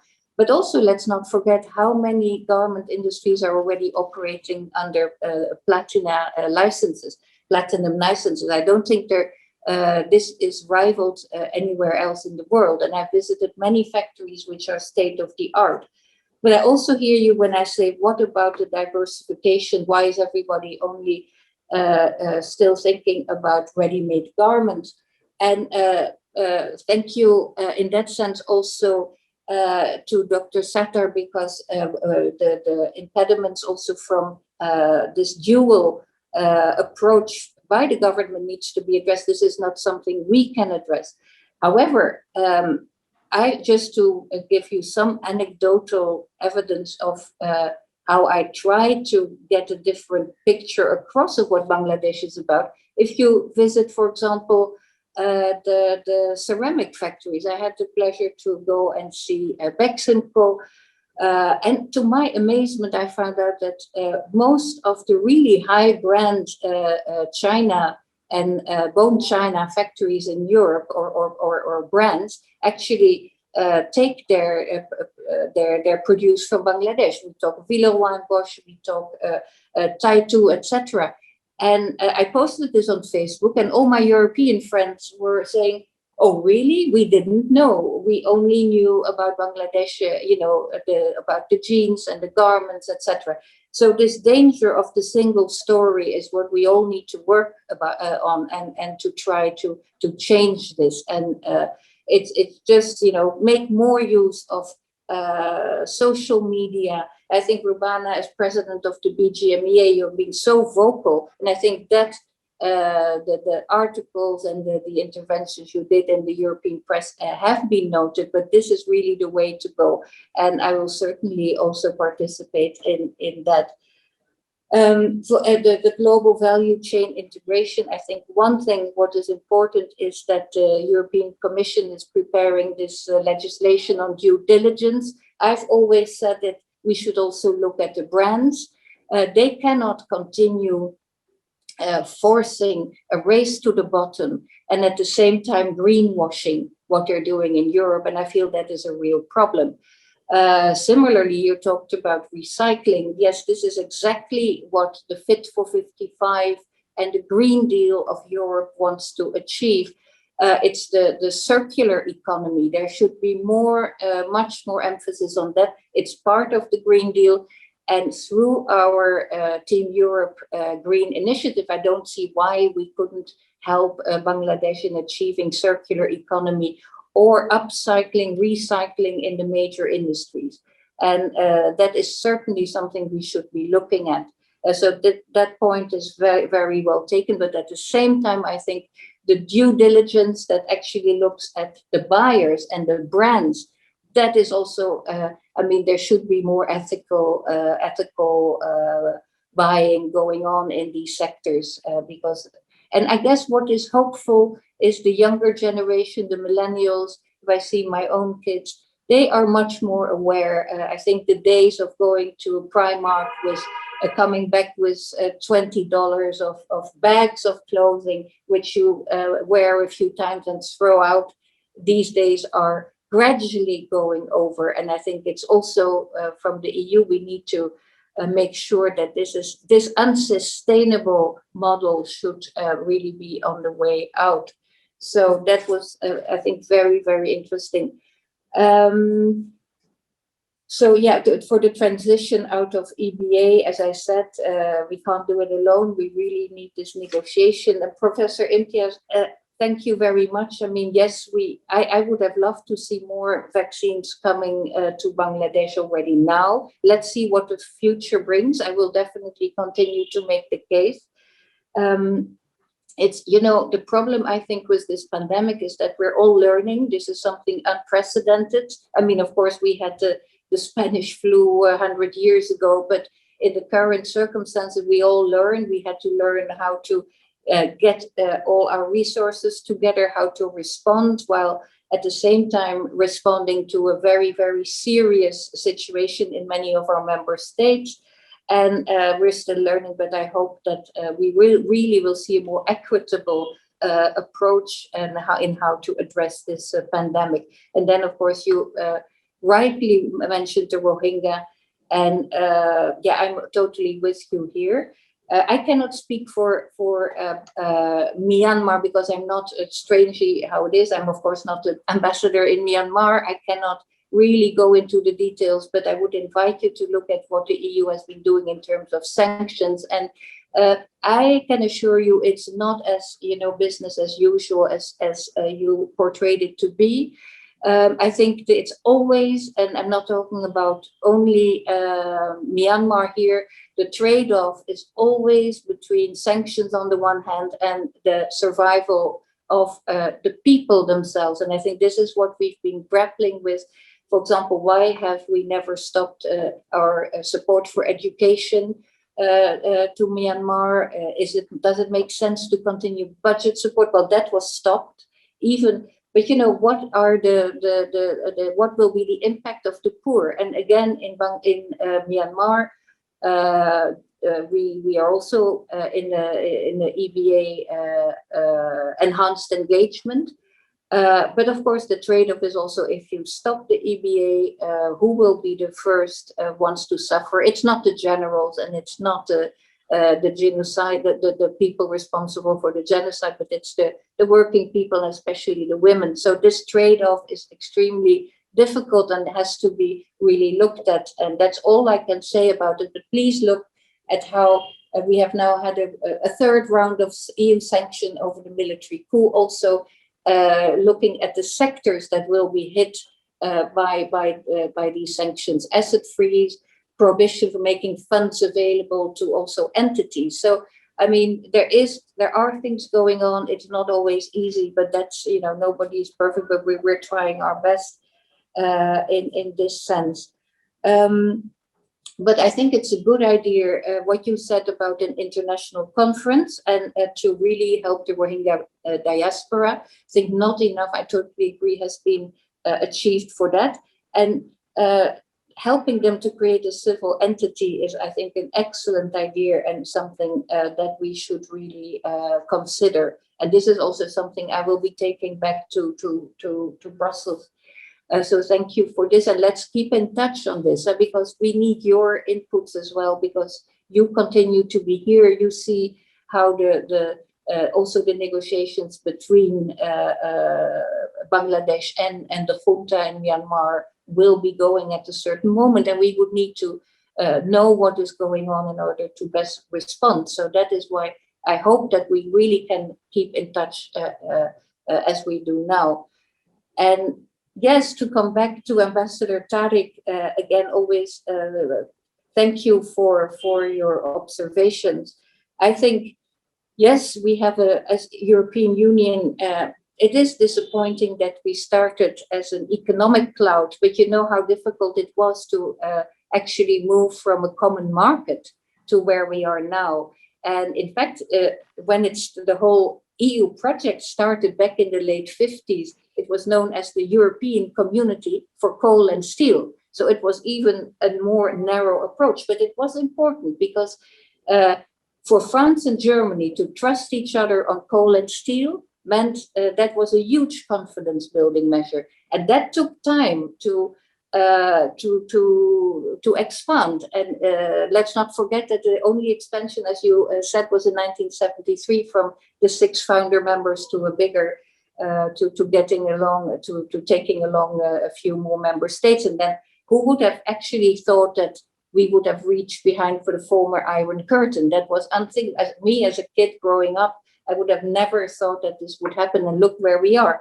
So miracles can happen. So please also don't lose hope on where we can go with the South Asian subcontinent. I tend to be an optimist, but let's see how it will develop. But yes, not easy to move into the political realm, also because not everybody wanted the EU to be a political actor, not least very often the member states. It sounds maybe contradictory, but here we are.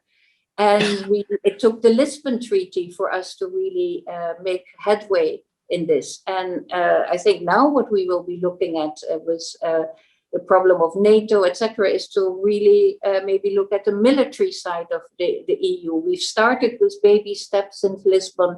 There is a military committee. We have And I think also with the Brexit, this will become much more easy. So watch this space and see how this will develop. But yeah, I think, I mean, I have so much to still also take back and to digest from all your comments that I think I should stop here.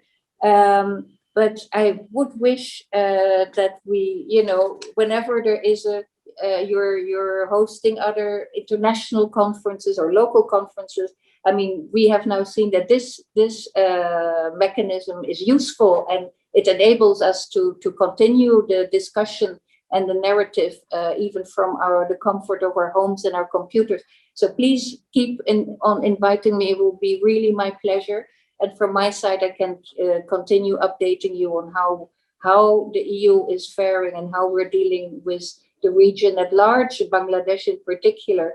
And I'm happy to continue and to step up my role as an ambassador for this region as well. So on these words, thank you for having given me this opportunity just on the eve of my departure. And again, what can I say? I really will thoroughly miss my time here. Thank you again. Thank you. Well, the points raised by Masood and Nahar also, I'd assume that they were subsumed in the responses that you gave. Masood's one in the elaboration of the Rohingya. Yeah.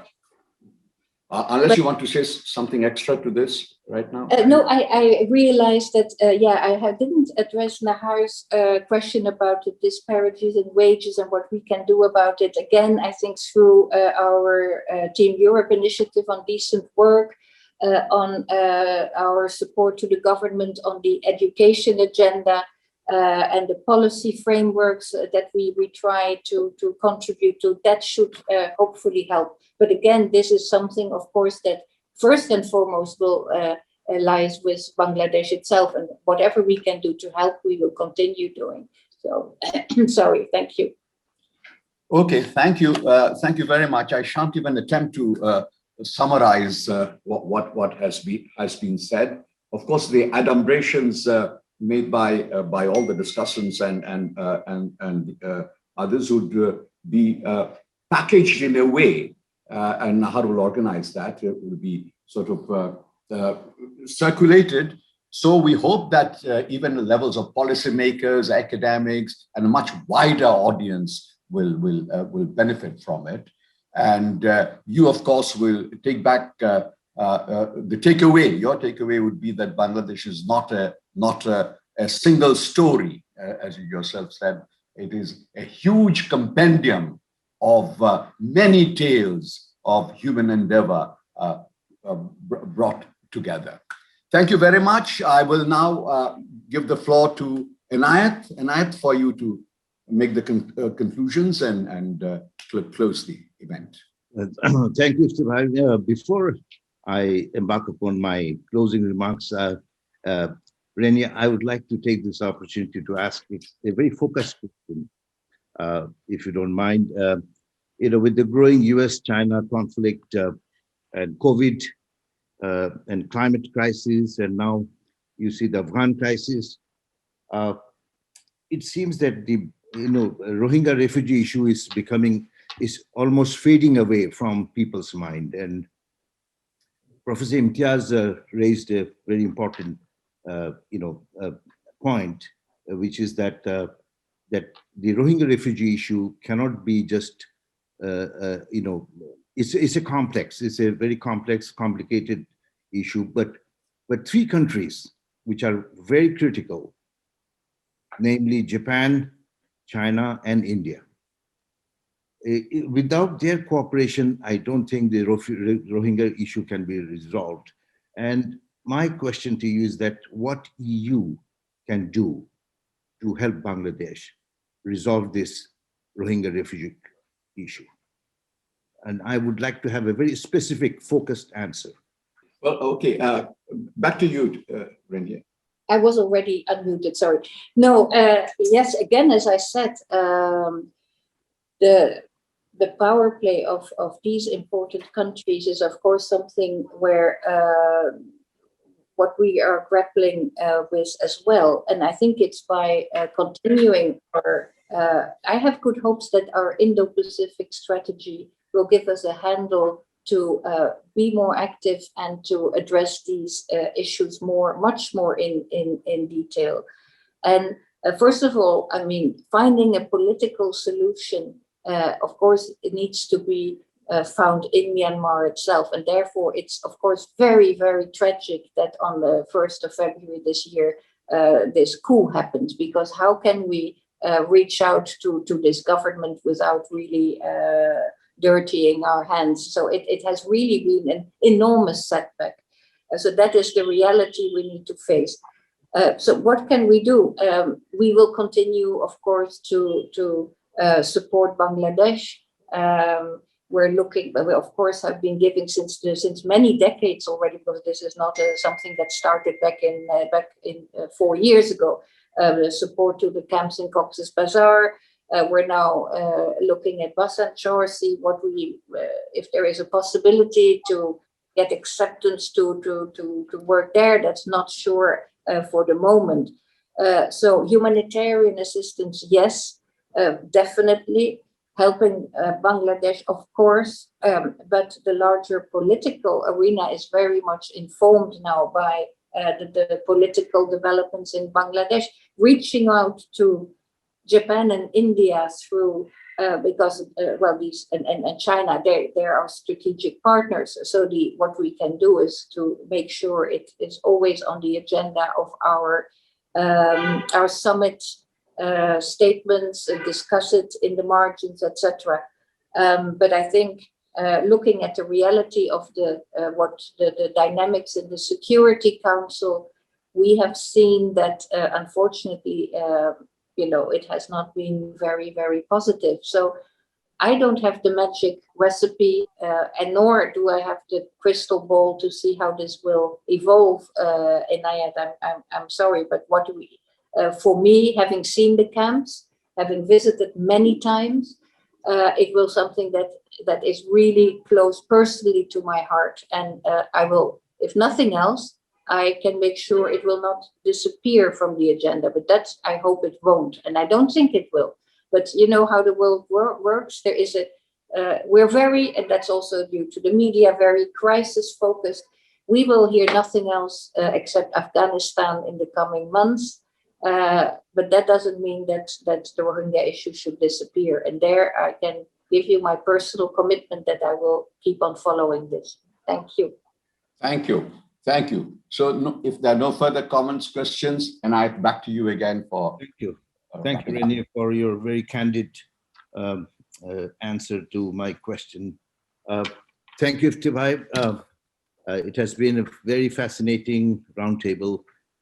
Let me thank our keynote speaker, Renia Tering, and all our distinguished discussants for a very mind-engaging, thought-provoking, and insightful deliberations on the prospects for the relations between Bangladesh and European Union. We have had a stellar list of discussants, and each one has contributed significantly, not just to our roundtable, but also to knowledge on this all-important subject itself. Bangladesh and European Union relationship is of absolutely critical importance, and the points that were raised today are a testimony to that fact. We are truly grateful to Renia Tering for her time and most valuable statement. The other discussants, Dr. Debopriya Bhattacharya, Dr. Rubana Haq, Dr. Zaidi Sattar, Professor Imtiaz Ahmed, and Ambassador Tariq Karim, are all owed our profound appreciation for sharing their thoughts with us. Last but not least, praise is also due to our chair, Dr. Iftikhar Chaudhry's skillful stewardship of the proceedings, which has been a key factor in the roundtable's success. The Cosmos team, under Nahar's leadership, has worked relentlessly, and I'm delighted their labor has not gone in vain. Before I wrap up for the day, I would like to make a special request to our participants. We would not like your ideas to be lost. We would like this to reach to a far wider audience, and which is what you richly deserve. And And I would like to request and announce that Cosmos would be very happy to bring out a publication, recording the very valuable, deliberation that has gone on into this 3 hour of deliberation. And for that, I would request and invite each and every participant and discussant to send us a written, text of whatever you wanted to say or add for that publication, and that would be a wonderful. I think we want to capture this, and Renier, a copy of this publication would be mailed to you. So I would again request everybody to try to contribute to this publication. And on that note, I would like to say goodbye to everybody. Stay well, keep well. Sharon, I will not be able to see you, but I will definitely show up in Brussels. And I love going to Brussels. Fantastic. We will meet. And please, everybody. And a very big hand to all the participants and discussants. Cheers. Thank you. Thank you.